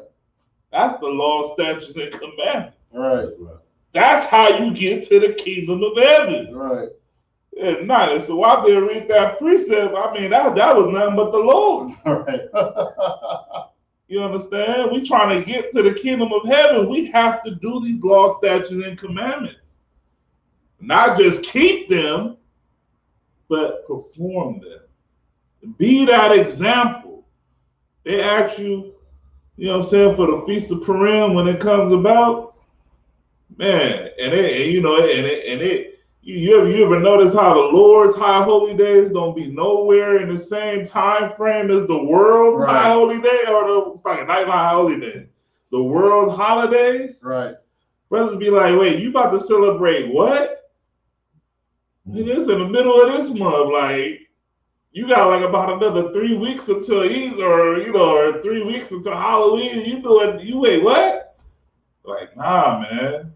We doing the law, statutes, and commandments. Read it again, Swat. Deuteronomy chapter 4, verse 6. Keep therefore and do them. And do them. That's the part that we fail to do. We fail to perform these law, statutes, and commandments, and then wonder, why are we not getting closer to the kingdom of heaven? Why are we not like Christ? Keeping them is just you keeping it in your damn mind. You understand? That's right. That's why the precept says keep and therefore do. It didn't just say keep and remember, because keeping and remembering is the same damn thing. You understand? You have something you want to say? You want it to be like your first nature, because that's how when you still gotta, when you try to remember something, you gotta think about it. They don't want you to think about it; they want you to, you know what I'm saying? It's just, you know what? And I'm gonna bring it to a boxing terminology. Yes, sir. When a boxer been punching on that damn bag, he's gonna know exactly where to hit. That's right. He's not finna get out there and do no wild street worldly haymakers. That's right. You ever seen a haymaker from the streets versus a trained fighter that throws a real knockout punch? He knows where to hit. That's the same as doing these law, statutes, and commandments. That's right. You do them like the brother says. It's in your first nature. It's natural. You're going to know where to hit. You're going to know how to perform the Sabbath service. You're going to know the precepts behind the Day of Atonement. You're not going to break your fast too early on the Day of Atonement, and you're going to know to take all the damn, wheat products or the things that has, leaven out your household. You're going to understand the meaning of the Passover. You're going to understand these things that have to deal with the Most High, and you're going to do them naturally. And then naturally you will get to the kingdom of heaven. Then naturally you will be more like Christ. You will follow Christ naturally. Supernatural down there. It'll be like the brother said, first nature. There's a precept in the Bible that says that those that go against Christ, that don't wish that Christ should reign over them, bring them hither. Yeah. So that I will slay them. You know why Christ said that? Go ahead. I know you want to go ahead. You want to take a shot? Go ahead. You know what I'm saying? I would say, so he can give judgment? Kinda. If you go against Christ, you go against the Most High. That's right. Right. Bottom line. Christ was such a goddamn radical. That's all he ever spoke about was how to get to the kingdom of heaven. That's all he ever spoke about was how to get to the kingdom of heaven and brotherhood. That's right. Read these precepts. He didn't speak about you being afraid. Right. He didn't speak about you tucking your tail. He spoke about how to get to the kingdom of heaven. Right. Which is what the brothers, how the precept that we brought out, to do them. To keep them and to do them. That's all Christ was about. Live an example. Christ remembered the Sabbath service. Christ kept the Passover. You a disciple, you a follower of Christ, you want to get to the kingdom of heaven, you're going to keep the Passover, which is April 24th, matter of fact, Houston, Texas. You know what I'm saying? Make sure you there. It's a Aki promo video. You know what time it is. You know what I mean? Any more on that precept, so what? Come. Go ahead, please. Deuteronomy chapter 4, verse 6. Keep therefore and do them, for this is your wisdom and your understanding. Listen, this is your wisdom, Blacks, Hispanics, and Native American Indians, right? And your understanding. Because to have wisdom and to have understanding is two different things. Right. You got people that hear like, yeah, okay, so you killed his brother, and then he went and killed your uncle, or something. You know, I understand why he did that, but I don't have the wisdom. I don't have the wisdom to, to really dissect it in my mind. Now you might have the wisdom to really, you know what I'm saying, to have this just adjusting your whole mind frame, but you don't have the understanding of what's going on. But the precept says that you will keep these laws, statutes, and commandments, and you will do them because this is your wisdom and your understanding. And that's what Christ taught us. Right. And it's written all through the New Testament. All that knowledge he was dropping on them disciples, he was giving them straight game. He was giving us game, the knowledge, the keys to the kingdom of heaven. He said, man, basically, follow me. Follow me. Do what I do if you want the kingdom of heaven. That's brotherly as hell. That's brotherly as hell. He didn't say you got to give up he didn't say you had to die with me on this cross. He didn't say that at all. But Christ knew that he was going to give up. He knew he was going to have to give up this flesh. And he still was preparing the men under him. That's right. That's brotherly love. Right. That's teaching brotherhood without literally saying, I'm gonna teach you brotherhood. I'm gonna be an example. Go ahead, Swap. Any more? Yes, sir. For this is your wisdom and your understanding in the sights of the nations. In the sight of the nations. In the sight of the so-called white man. The Arab man, the China man, the East Indian, every other nation outside of Yasharallah that has oppressed and harassed and committed vast, a mass amount of crimes and atrocities against God's chosen people. Read on. Which shall hear all these statutes and say, surely this great nation is a wise and understanding people. Those are going to be the ones that's going to say that we are a wise and understanding people, because they're going to understand that we serve a living power. Right. Yeah, right. Because we are following after the Most High. And listen, if you don't know how to get closer to the Most High, follow what the precept says. That's right. You want to get closer to the Most High? Follow after Christ. Follow after Yahweh Shai Mashiach, who was right there sitting under the Most High, man. He was the direct line to the Most High. You want to get closer to God? Do as Christ does. Keep all of the law, statutes, and commandments. That's right. Bottom line. Yeah. Don't shy away from one or another. Love thyself as you love your brother. Do as Christ would have done. You understand? Suffer. Suffer long. Suffer the brotherhood and the sisterhood. Endure until the end. These are I'm just paraphrasing, man. Right. That's all throughout the Bible. Understanding these precepts, understanding that Christ shows you how to get to the kingdom of heaven. So if you don't know how to get to the kingdom of heaven, follow after me. That's brotherhood and sisterhood in a nutshell. All right. But you know what? In the world, that goes over our head.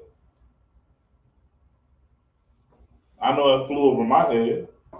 I used to hear pastor be like, you know, had that one-on-one talk. Do you believe that Jesus died for you? And you know how they be talking to you, like you just say, yeah, to get up on my face. Yeah, sure do. You right, pastor. You don't really believe that. You don't believe that until you don't realize it until you come into the truth. You come into the truth and you realize that, like, man, Yahshua Mashiach was showing us really how to get to the kingdom of heaven without just blatantly telling us, man. He was really explaining the hardship and the road that it takes, that this is a marathon. And you know what? Us being such a stiff-necked nation, hard-headed people, we don't want to endure the marathon. All right. We want the shortcut. All right. Because that's what we've been taught. We've been taught the shortcut in these other doctrines. You know what I'm saying? We've been taught that we could buy our way into heaven. Right. If you just over, you know, you just give the pastor a little more, he's gonna pray for you. The pastor's prayers ain't gonna get you into the kingdom. Pastor's prayers is void. Like a void check. I like it. Any more on that sword? All right, let's get back to chapter 10. I believe that let's drop down for time sake. So like you bear with me. The bottle has been popped. So like you. Let's drop down. Where we at? Are we on verse 11? Yeah, let's go. Let's start at verse 11. God, we are on verse 11. The book of Matthew, chapter 10, verse 11. And into whatsoever city or town ye shall enter, inquire who in it is worthy. So listen. You gotta understand this. These brothers, they went to go do the work of the Lord, and they went by foot, and they went with their one garment. You know what I'm saying? Them brothers went as they was. As soon as they got done getting the order, Christ told them brothers, damn near, don't even pack up. Yes, right. Go. The kingdom of heaven is at hand. This is urgent. This is urgent work. Right. You know what I'm saying? You got to go now. Goodbye. You know what I'm saying? So like it. Leave as you is. Gird up thy loins and present yourself as a man and go into the world and do as I command you to do. You understand? Bottom line. And when you go into these different cities, find yourself someone that is worthy, that is a worthy man, someone that will hear the word of the Most High. Right. And he gives a specific reason. Carry on. Come on. The book of Matthew, chapter 10, verse 12. And when ye come into an house, salute it. So listen, it's all through the Bible as well. They would house the priests and prophets of the Lord because they understood that these brothers was traveling, going out, searching for the lost sheep. And when the Spirit comes upon, you know what I'm saying, when the Spirit comes upon brothers and sisters, which happens today, believe it or not, you might listen. If we didn't have a physical building, right? and we in San Bernardino, or we wherever the Lord sends us, and you know what I'm saying, the Lord puts the spirit on that brother, on that sister, on that couple, on that sister with 3 sons, or I don't know, you know, you get what I'm saying. I'm just give you an example. All right. And she just sees us. She sees us at campus. She's like, where do y'all hold classes? We like, oh, we hold classes at the library. You know what? Y'all brothers could take up my garage. You could take up my garage for as long as you're in town, or, you know, that's a sister or that's a brother that's worthy. So when we enter in to that sister's house or that sister's garage or whatnot, and we you know what I'm saying, we utilize her space to do the work of the Lord, we're gonna bless, we're gonna salute that spot, we're gonna honor that. All right. You understand?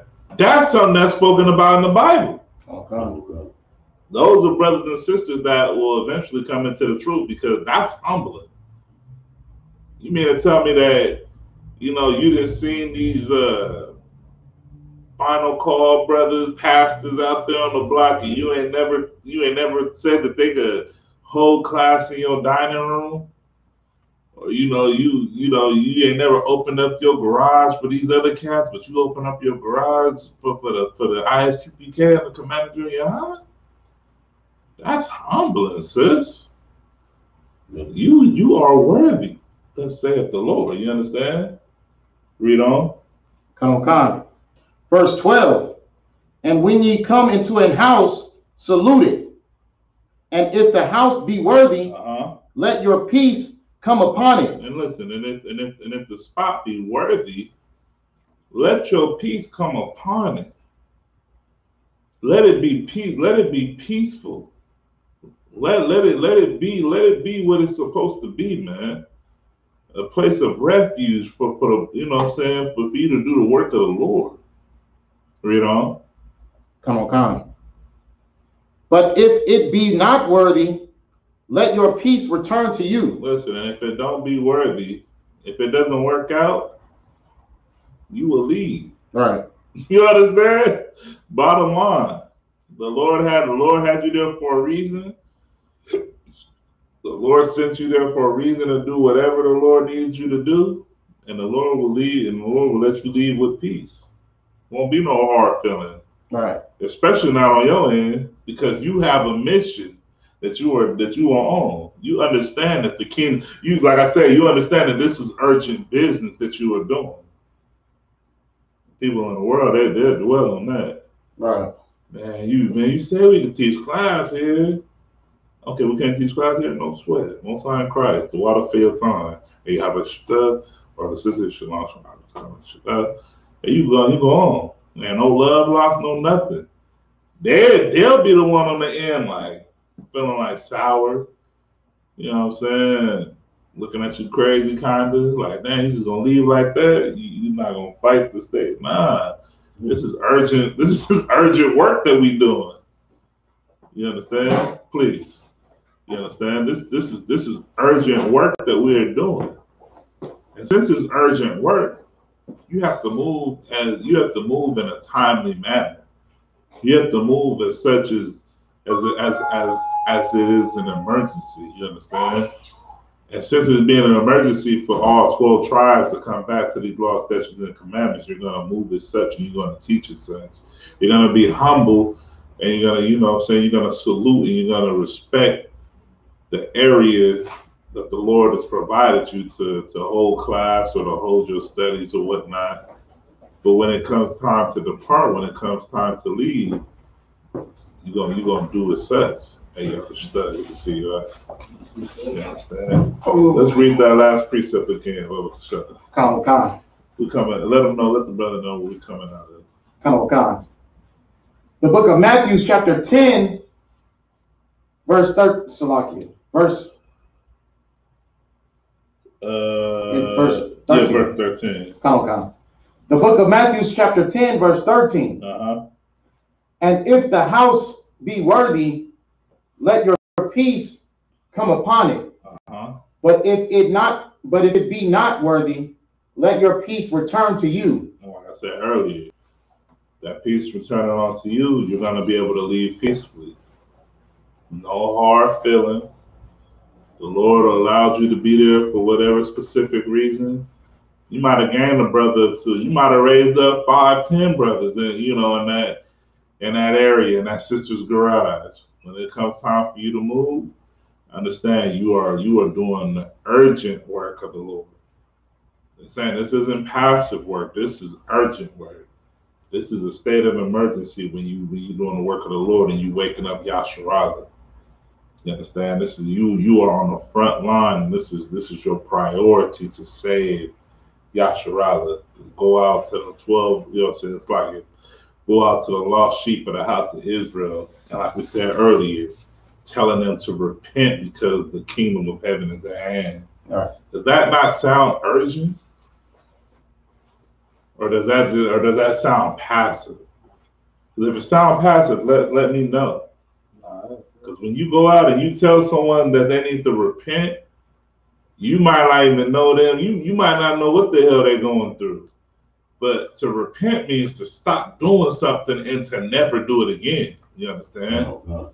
So if you go out and you tell a fellow Israelite, you need to repent because the kingdom of heaven is at hand, they're going to look at you like, hold on, how you know I'm doing this, that, and the third?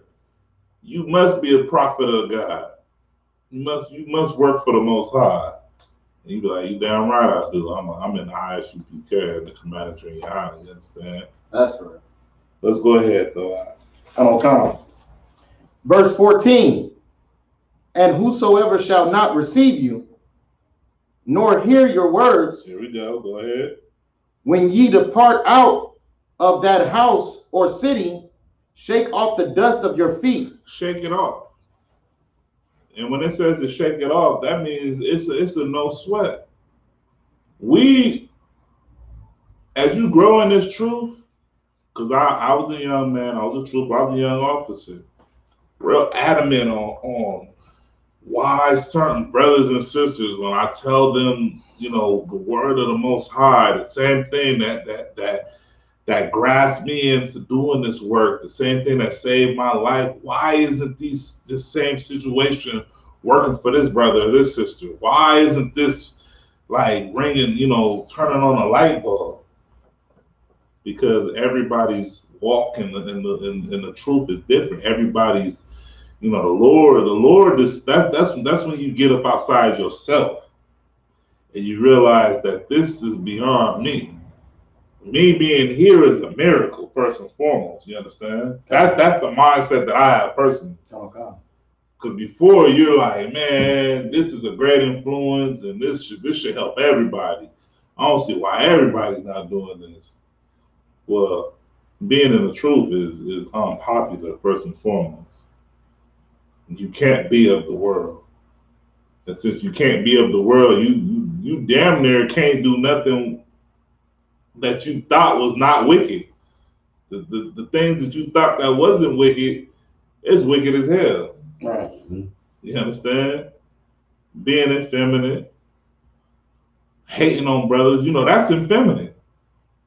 You didn't even know that in the world. You thought that was just being, you thought you was just, sharing laughs. Nah, you really hate that brother. That's an effeminate spirit. Right. Got women that are just masculine as hell, ready to always demolish they man in front of their homegirls. That's a masculine spirit. Right. Those are two things that a man and a woman can't be serving the Lord. You cannot enter into the kingdom of heaven with those type of spirits. You can't be a drug addict. You can't be an alcoholic. You can't be an abuser. These are things that are spoken of in the Bible that we in the world, we take for granted. We don't even hearken unto those, to those precepts when we was in the church. Why? Because they never go over those precepts of the church. Right. They don't even touch bases on them things. When was the last time you heard your pastor talking about you can't be an abuser, of men, or you can't be an abuser of substance, or you just can't be an abuser in general? Never. I never heard of it. I never heard a pastor say it, me personally. If you brothers and sisters have Most High in Christ. I don't recall. Do you, sis?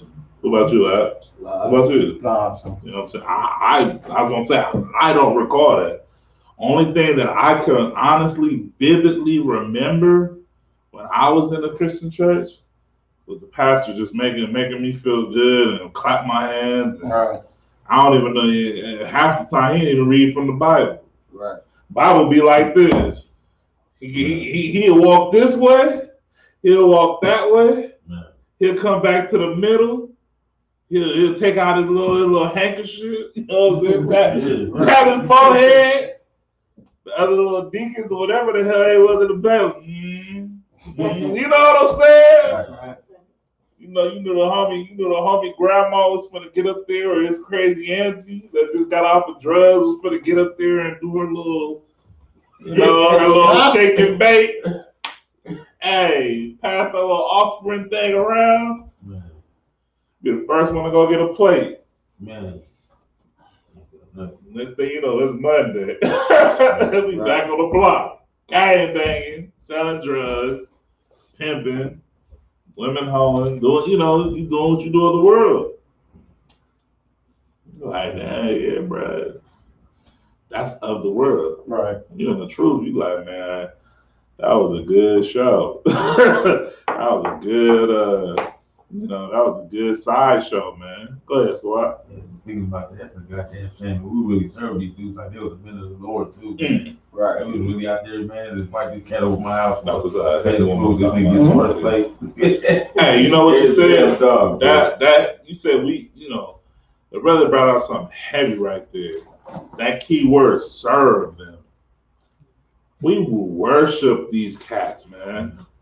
We will hold these pastors above the Most High.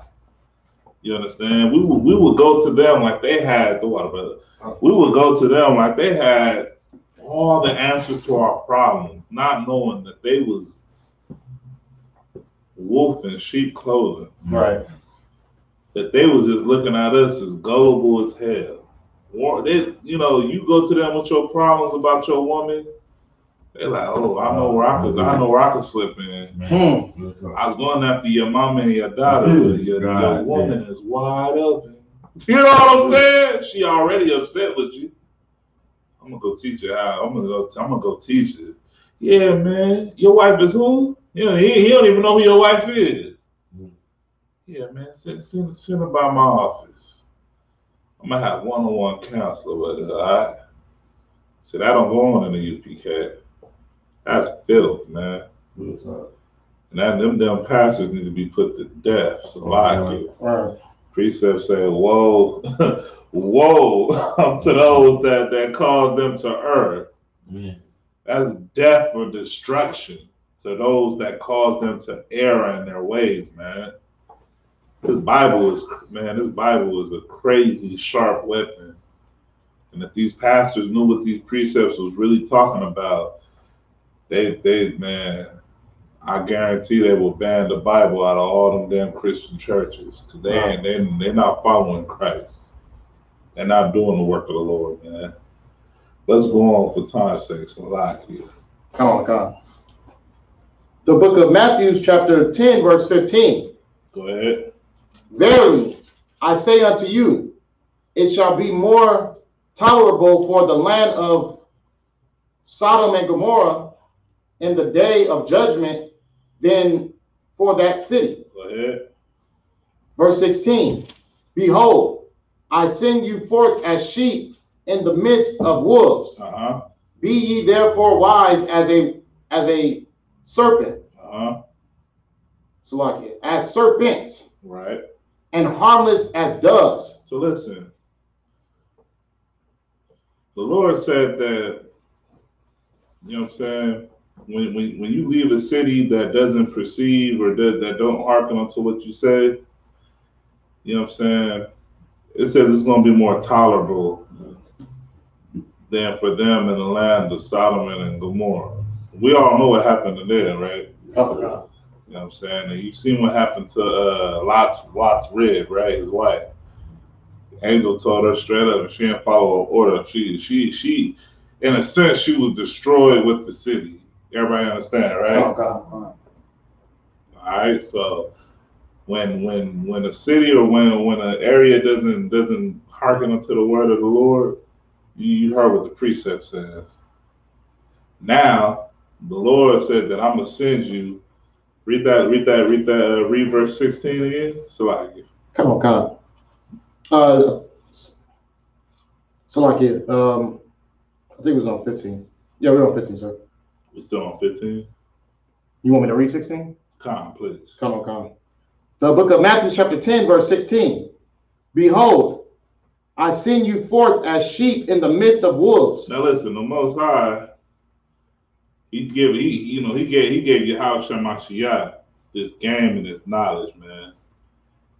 And Christ is dropping it heavy right now on the brothers. He said, man, I send you as sheep amongst wolves. Wolves, they eat in packs. You understand?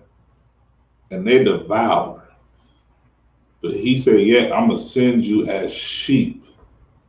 I'm going to send you to lure them in. Now read on.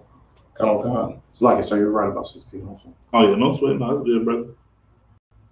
Come on.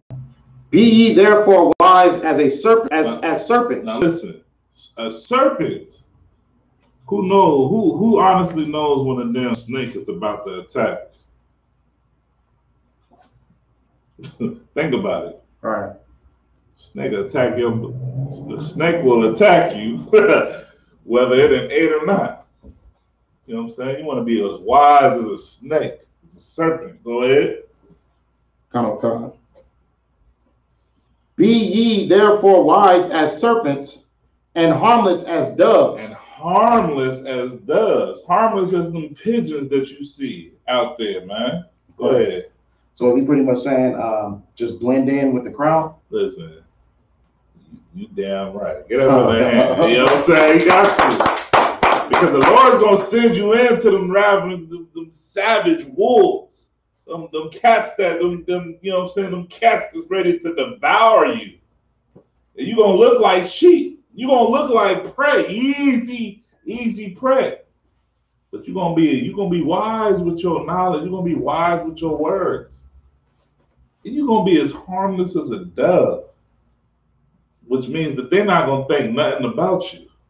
They're going to think you can't defend yourself. They're going to think you don't know the word of the Most High. Right. They're going to think you're just vulnerable. But little do they know that you walk with the Most High.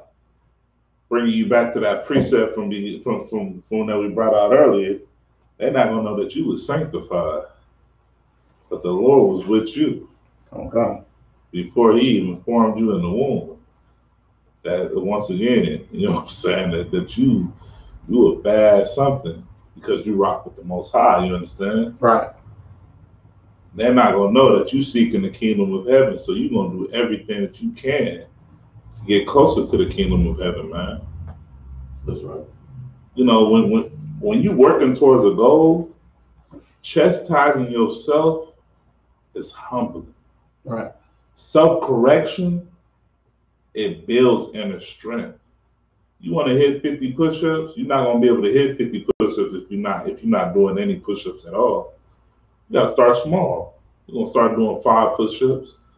You might do 5 sets of 5. That ain't 50. That's 25, right? But guess what? You're going to master them 5 sets of 5. To where the next thing you know, you're able to do 5 sets of 10. The next thing you know, that's 50 push-ups, right? It might not be all at once. It might be spread out throughout the day. And then one day, you're going to be able to just drop down and do 50 push-ups. And then you're going to be like, dang, I didn't got inner strength. Because you're working towards something. You get what I'm saying? Come on. Let's read on. Come on. Verse 17. Mm-hmm. But beware of men, for they will deliver you up to the councils. Well, let's read that again. Let's read verse 17 again. Come on. Understanding this. Yahushua Mashiach, he's telling his men under him You know what I'm saying? I'm going to send you into wolves as sheep. But even though you look vulnerable, you have to behave as such, Akim.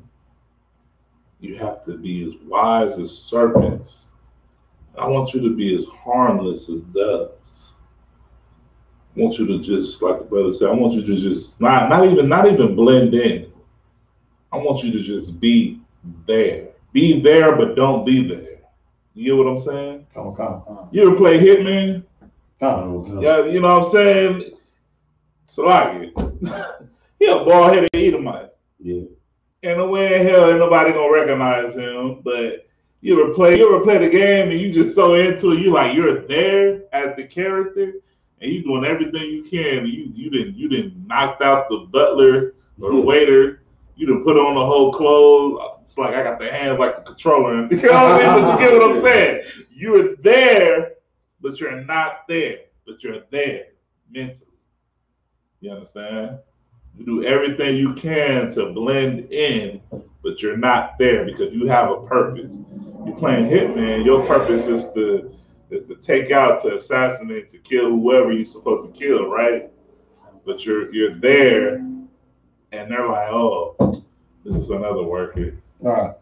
They ain't even realize on the back of the damn head, he got a tattoo. You know what I mean? Barcode or whatnot. Right. Hey, even looking at all the details, but you there. You playing a role. You as wise as a serpent, and you about as harmless as a dove. You're not walking in playing Hitman with the 4.5, the AR. You know what I'm saying? You're not up in there just airing it out. First, you go through the whole ropes.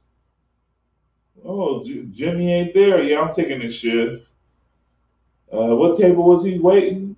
Oh yeah, he's going over to the big boss. Okay, yeah, no problem. I got it. Just a little poison in, whatever you do. You know what I mean? Whoopty, mission complete. Same thing.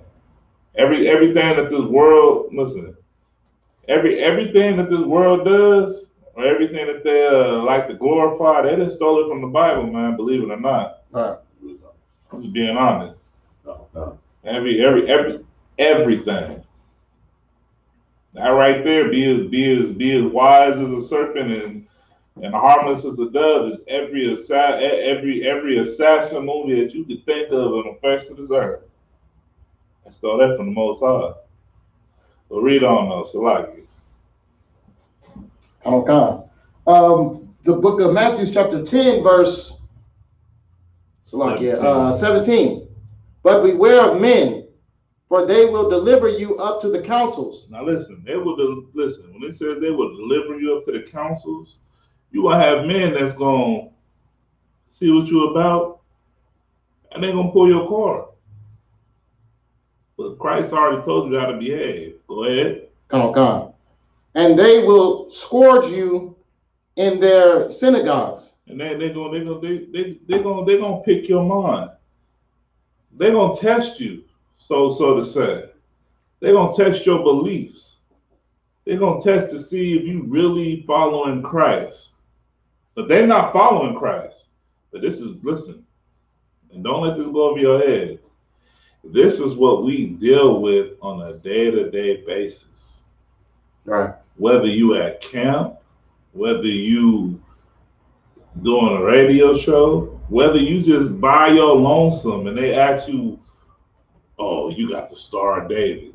Now you got to break down that this is not a star, that a star is a ball of gas, that this is, you know what I'm saying, that this is King David's name, you know what I'm saying, in the ancient Hebrew.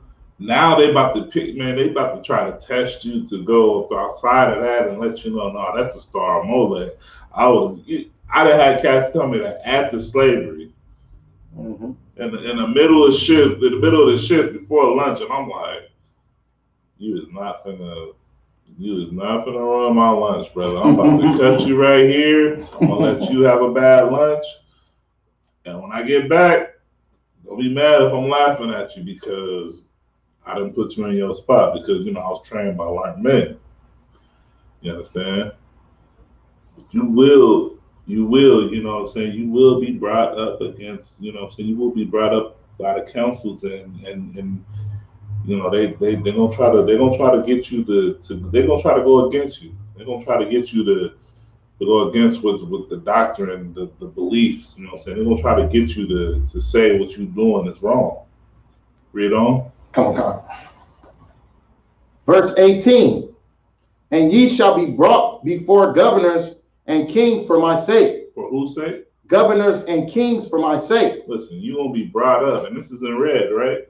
Come on. Listen, you're gonna be brought up against governors and kings for Yahweh Shai Mashiach's sake.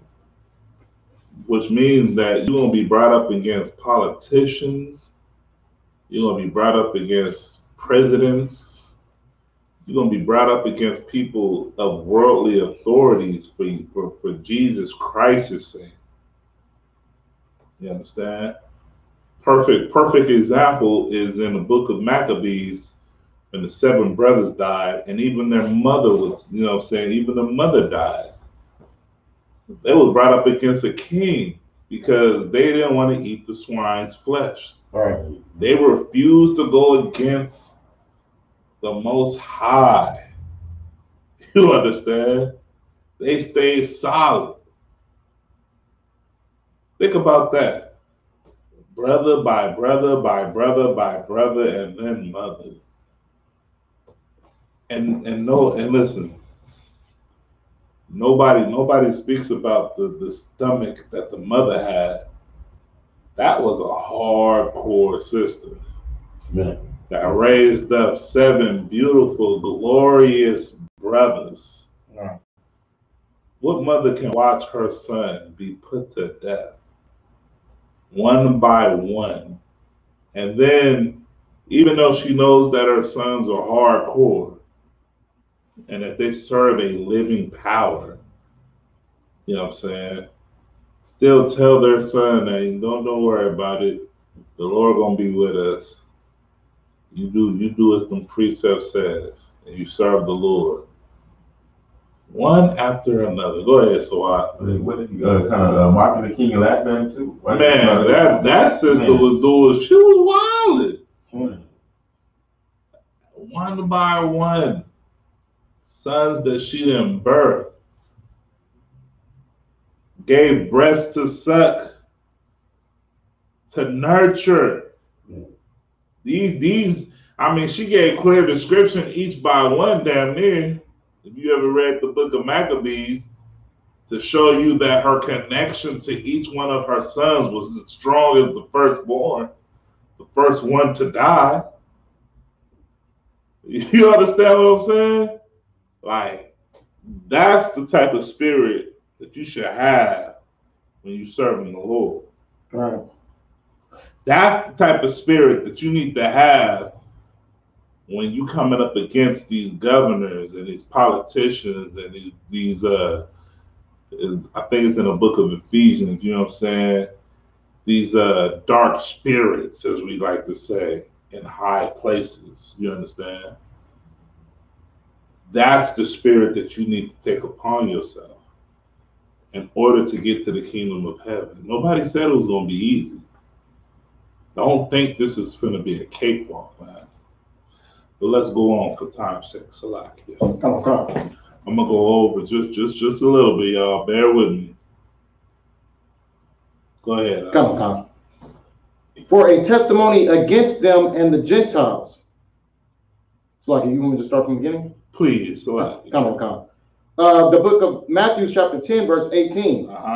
And ye shall be brought before governors and kings for my name's for my sake. Salakia. For a testimony against them and the Gentiles. Go ahead. Come. Verse 19. But when they deliver you up, take no thought how or what ye shall speak. So listen, when they deliver you up, when it's your time to come up, don't think about, don't sit there and be like, dang, all right, I'm about to punk out. You know what I'm saying? Don't even think twice about it. You get up there and you rock with the Most High, man. That's right. Listen, when you serving Yahweh Shai Mashiach, you got to understand that you are a radical. Being a radical means that you go against the grain. You go against the norm. The old you would do with exactly what the world expects you to do. You being a so-called Negro, so-called Latino, or so-called Native American Indian. You either gonna gangbang, you either gonna be a homosexual, you either gonna be a drug dealer, or you're gonna be dead. One or the other. You cannot just be a normal Judite or a normal nigga in the street. A normal nigga in the world, I should say. And if I'm lying, let me know if I'm lying. Because when you get pulled over, you get racially profiled. They ask you where you from. They ask you, okay, are you on parole? Sometimes they ask if you're on parole before they ask you, what's your name? Yeah, what's up? Hell, they ask what's your back. They don't even ask what your background is. They just want to know, like, okay, we know you got narcotics in the car. We know you're a pimp, or if they pull over a sister, then we know you're running tricks, or you already being labeled as something. You understand? All right, this is the reality of being an Israelite in this kingdom. That's what we have to realize. Read on that. Come on. Verse 19. Salakia. I think we already read 19. Yeah, verse 20. Verse 20. For it is not ye that speak, but the Spirit of your Father which speaketh in you. Listen, that's you being in the truth. That's you being taught how to behave. That's you being taught these laws, statutes, and commandments. And next thing you know, you doing things like Sawab said earlier. It's just natural. Do you know why I pulled you over? Nah, I don't know why you pulled me over. Okay, well, we suspect that you have drugs. Well, you know what, officer? I'm a man that served the Most High. You know what I'm saying? I serve Yahweh Shai Mashiach. Hold on, buddy. You going a little too far there for me. You know what? You know what, officer? It's no sweat. I understand that you fear, God's chosen people. All right. Next thing you know, the Lord allow, he just gonna let you go. Lord allow, he gonna be like, yeah, we pulled over the wrong nigga. And he gonna call you a nigga, not knowing that you might be a Native American Indian. Not knowing that you might just be a dark-skinned Guatemalan, or you know what I'm saying? He's just gonna profile you. Right. But the precept said what? You know what I'm saying? Don't think about what you gotta say, because that's the Spirit of the Lord the Spirit of the Lord is what's gonna set you free. But you gotta be righteous, trying to follow Christ and trying to get to the kingdom of heaven. You understand? That's right. That's those powers that Christ bestowed upon his disciples. You get what I'm saying? In the world, you don't have those type of powers. Man.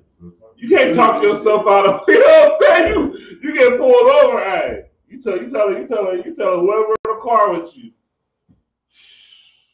You about that. I know that's probably what I probably just be doing that. Just breathing like, I hit y'all on the, you know what I mean? Don't change your number in the next 45 days. Like, yeah, you're cool, you know what I'm saying? But this is me in the world versus me in the truth. You're not gonna be doing nothing to get pulled over. Not saying that you're not gonna get pulled over. You still gotta follow the laws of the land and the laws of the Bible. You understand? But I'm just giving you a clear example. The Lord will be with you. The Lord's gonna be with you, man. Read on now. We almost done. So Come on. Verse 21. And the brother shall deliver up and Salakia. And the brother shall deliver up the brother to death, and the father the child, and the children shall rise up against their parents and cause them to be put to death. That's chaos, man. That's chaos. The brother gonna right. Listen, read it again, Salakia. Come on. And when the brother's reading it, picture this as a scene. Yeah. Picture exactly what's going on. All right? For Christ's sake, because all this confusion going on. Because you serving the Lord and people not agreeing with you and people don't want to let go of the world and they just not having it. They just not having it at all. They're not having you at a shot of the kingdom. Not knowing that if you have a shot at the kingdom, you're going to be a brother or a sister. You're not going to try to be there alone. You're an Israelite. You listen. And tell me if I'm lying. Once you brothers and you sisters then got y'all Hebrew name, y'all went to a couple of y'all favorite family members. Y'all so-called loved ones that you thought was like rocking with you no matter what. And you tried to lay this truth on them. And they looked at you crazy as hell. It was like they called you by your slave name and they said, look, man, you my favorite family, cousin, relly, whatever the hell they call you. They're like, but you didn't went off. They ain't rocking with you on this one. This is that scene right here. Read it, brother. Come on. Verse 21. And the brother shall deliver up the brother to death, and the father the child. And the children shall rise up against their parents and cause them to be put to death.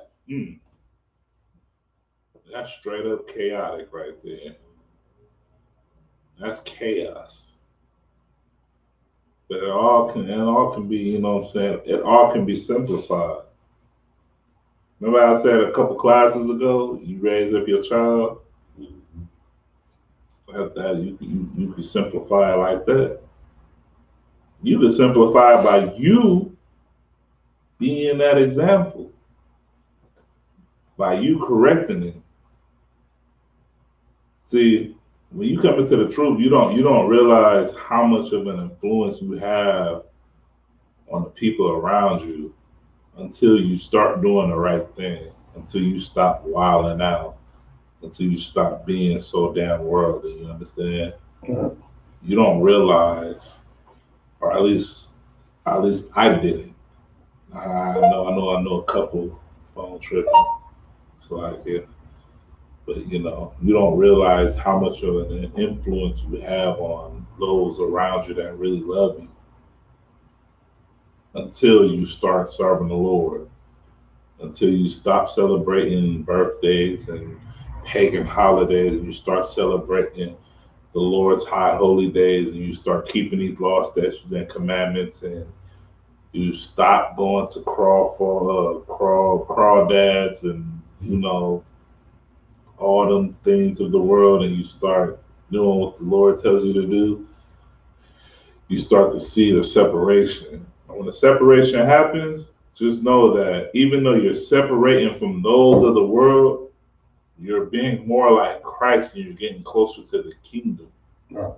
And that should be your ultimate goal. That's right. Because Christ was being such of a damn brother, such of a solid brother, that it's written in our biblical text as clear instructions on how we should behave and what we should do and things of that nature. Now let's go on, brother.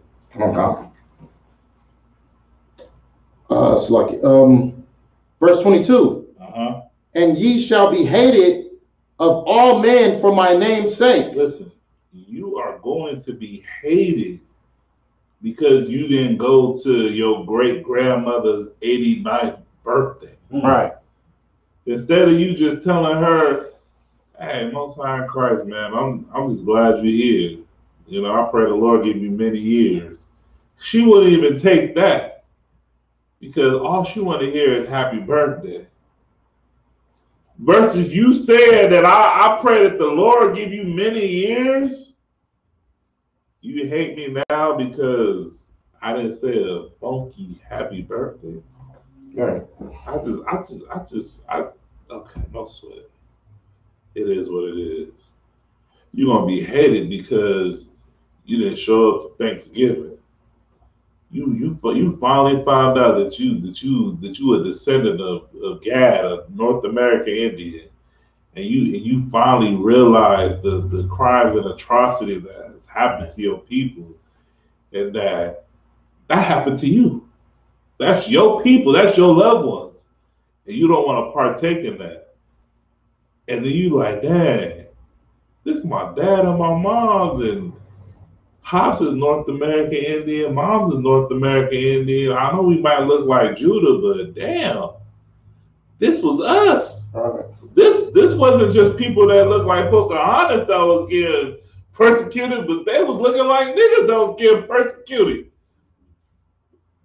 And we breaking turkey on this day? Nah. You gonna be like, man, you done jacked this. Boy, you done ruined my Thanksgiving. I hate you. I'll never forgive you. That's so be it. If it's for Christ and the Most High's sake, then so be it. That's right. Bottom line.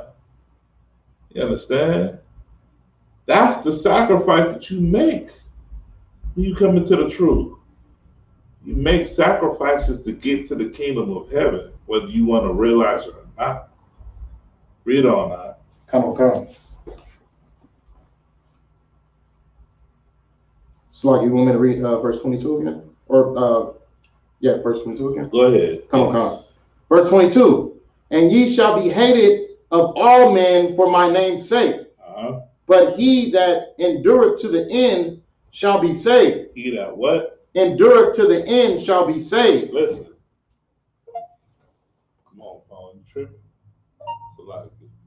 Don't worry about the phone. But listen. Endurance is the key word. When you in this truth, you ever did a boxing workout? You ever worked out like a UFC fighter or a boxer, someone that's going to do hand-to-hand combat? They're not working out for strength. They're working out, they're training for endurance. You understand? That is just like the truth. Read that last part again. Come on. But he that endureth to the end shall be saved. He that outlasts, that can prevail in the end, he that has long wind in this marathon, he will be saved. That endurance is heavy, you understand? You have to have great endurance in this truth. Right. And that endurance is on many aspects of life. You got to endure brotherhood. It's going to be difficult, brothers, to deal with. You have to endure that brother in order to gain that brother. You know how many brothers come into the truth that are just straight still knuckleheads that still have so much of the world in them? And you being a brother that loves Yahawashi Mashiach, that understands that Yahawashi Mashiach didn't give up on you, you cannot give up on that brother. You have to endure that brother. Right. Because that brother wants, keyword, he wants to serve the Lord. You understand? And you see that want in him, so that want in him shines like the morning sun over all his flaws, because he has that want in him so sincerely. He wants to serve the Lord so bad, for a better choice of words. Wow. But he might have a drinking problem. He might have an anger issue. He might have father issues. He might have mother issues. He might have issues of him being so sad that he doesn't see his kids, or he really wishes that, you know, he's a brother that still lives in the past where he still wished that he was with his baby mama, or, you know, you have sisters that are destroyed, that are just so beyond broken that sister feels that she can't be repaired, that she feels that she can't be rebuilt up to a better sister, and that she's constantly like just down on herself, like, and her own sorrows. You have to endure that. You have to be that brother or that sister, and you have to be there for them. That's right. That's a part of endurance. That doesn't take strength. That takes great endurance. Okay. To pick up the phone and to hear another brother or sister problem and not tell them what they want to hear. I mean, I guess that takes a little bit of strength. It's like that takes 50-50, right?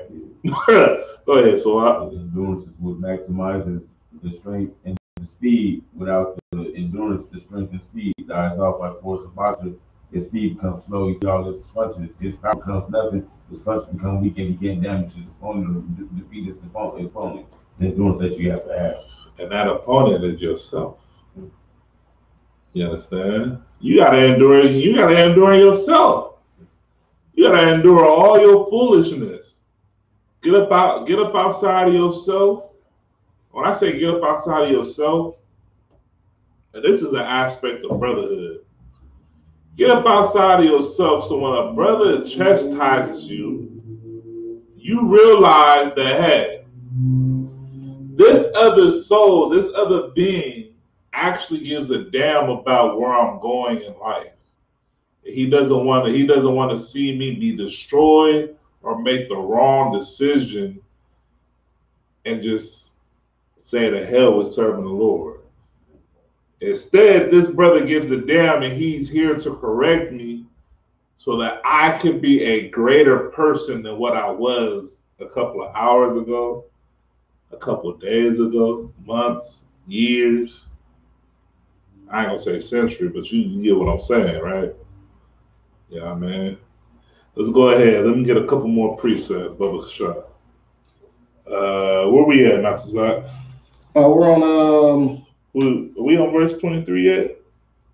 No, come. We are on verse 23, sir. Okay, go ahead. Come. I'm trying to speed up and get to verse 28. It's a lot. Come. Can you just read all the way through to 28? Come. Okay. I'll chime in when I need to. The book of Matthew, chapter 10, verse 23. But when they persecute you in this city, flee ye into another.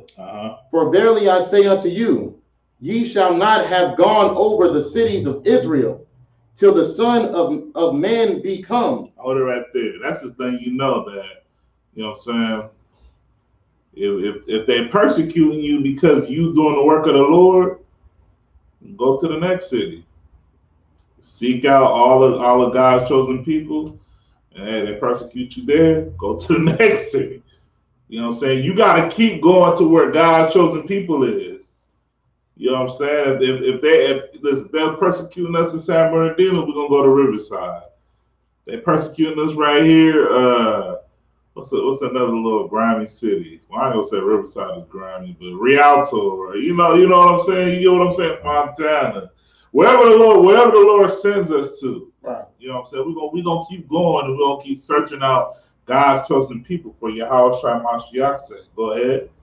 Come. Verse 24. The disciple is not above his master. Actually, Salakia, let's drop down to verse 26. Come. The book of Matthew, chapter 10, verse 26. Fear them not, therefore. Salakia, let me read verse 24. Go ahead. And then drop down to verse 26. Come. Verse 24 and then 26? Yeah, Khan. I'm going to have you go to 26 after. Come. Verse 24. The disciple is not above his master. The disciple, the brother that's learning the brother that's learning under his master, you know what I'm saying? He's not above, you know what I'm saying? He's not above his master. Why does it say that? Because the student is still learning. The student is still learning how to combat not only his own demons, but he's learning how to take on other brothers and sisters and how to battle their demons, how to get them right. So he's going to understand that he's not above his master. but the good master will get that disciple and that student to where they need to be, to where they can take on another disciple. You understand? Where they can take on another student. That's the whole goal. That's brotherhood right there. You raise up a brother to be better than you so that he can do great works as well. The goal is not to keep a brother just under you. You feel what I'm saying? Okay. If that was the case, you could have joined Esau's military. But that's all they politics all day and night. You understand? Go ahead. Go ahead, drop down to verse 26. Come on. Verse 26. Fear them not, therefore, for there is nothing covered that shall not be revealed, and hid that shall not be known. Listen, man. The Lord is telling you to not fear these things, man. Read on. Come on. Verse 27. What I tell you in darkness, that speak ye in light, and what ye hear in the ear, that preach ye upon the housetops. Listen, man. The precepts and things, man, that we learn, that brought us up out of the darkness, you know what I'm saying? You're going to preach them, man. It's going to bring people to light. You understand? You know what I'm saying? Speak these precepts, man, and speak them to give other brothers and sisters that light that's in the tunnel. And don't be afraid of speaking these precepts, man. Don't be afraid of speaking against the world. Don't have that fear. Don't be afraid of this world and them that's in these high dark places, man. You understand? You want to make sure that you do everything that you're doing in the truth for your house, Shamashiach, and the Most High, man. You want to make sure you do it with perfect strength. Just like the Lord have mercy on you, you know what I'm saying? The Lord's going to equip you to go out, man, and save souls. Let's go ahead and go to verse 28 in class. Come on. Verse 28. And fear not them which kill the body, but are not able to kill the soul. Now listen, this is everybody that's outside of the ISUPK. Every brother and sister that's in the world, they fear the world first and foremost, and they fear the oppressors that can kill the body, but not kill the soul. They're worried about this flesh that we live in. They're worried about things that you know pertaining to the world. They're worried about how the world sees them. Now, the hell with how the world sees you. The world can see you as some disgusting being, but the truth can see you as a great foundation to build upon. All it takes is a couple, you know what I'm saying, screws to be tightened. You know what I'm saying? You might have to have a pillar built upon your spine. You might have to have, you know what I'm saying, a couple broken ribs be replaced. You know what I'm saying? You got to be rebuilt. You know what I'm saying? For a better choice of words, man.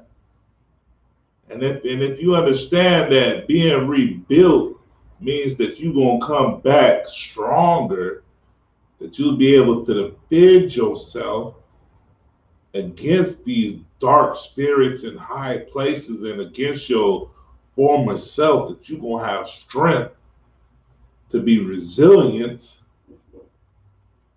The hell, man, that sounds real profitable if you ask me. Yeah, right, sir. So you mean you gonna help me to fight my demons, and not only fight my demons, I'm gonna be able to fight this world that has destroyed me, this world that has broken my household, not only my household, but this world that taught me to hate myself.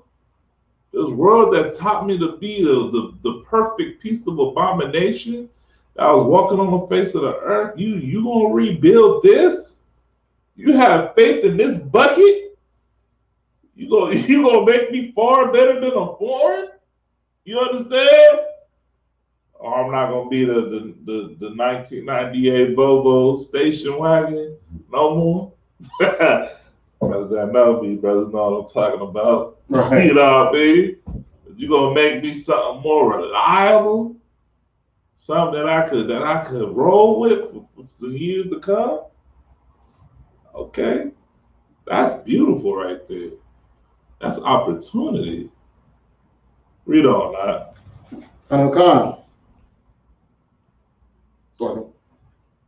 And fear not them which kill the body, but are not able to kill the soul, but rather fear him which is able to destroy both soul and body in hell. Listen, fear him. This is in red, right? Come. Christ is telling you to fear the Most High that could kill.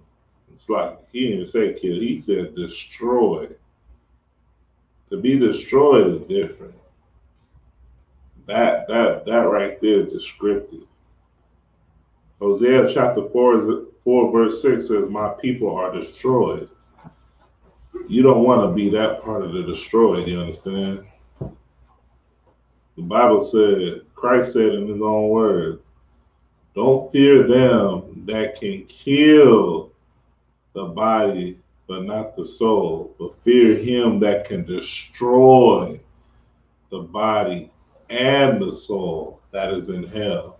In this condition that we live in, this is a hellish condition that we live in. Think about it.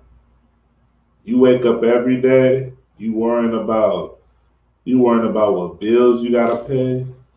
You worrying about getting laid off your slavery. You worrying about them towing your car. You worrying about your kids being abducted and sold on the black market. You worrying about them poisoning and spitting in your food because of your skin color. You worrying about being racially profiled because of how you look. You worrying about a brother or a sister that look just like you putting a bullet in you. You worried about a homosexual plotting on you. Plotting on, not, listen, he might not even be plotting on you, he might be plotting on your son. That's a hellish condition. Right. That's a hellish, that's hell. That's why you have to serve Yahweh Shai Mashiach in order to get to the kingdom of heaven, man. That's why what we do is crucial. Don't take you serving the Lord as a light thing, man. Listen, you let them in the world take it as a grain of salt, and you take it as another piece of timber upon your burdens, and you just like, man, we're going to get to the kingdom of heaven one way or another. I'd rather suffer and be looked at as a lunatic for serving Yahweh Shai Mashiach versus just being vulnerable and being destroyed and succumbing to the world, you understand? And with that, I'm going to pass the class over to Truth Natazai.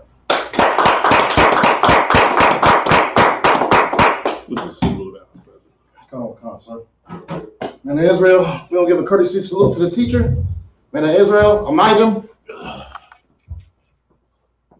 Amijam Shabbat. Amijam Barak. Yahweh Ba'Shem Yahweh Shah Barakatah. Yahweh Ba'Shem Yahweh Shah Barakatham. Shamar, face the sister. Sister, Amijam.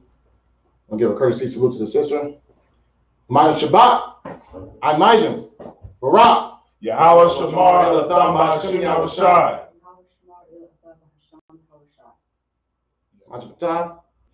Class dismissed.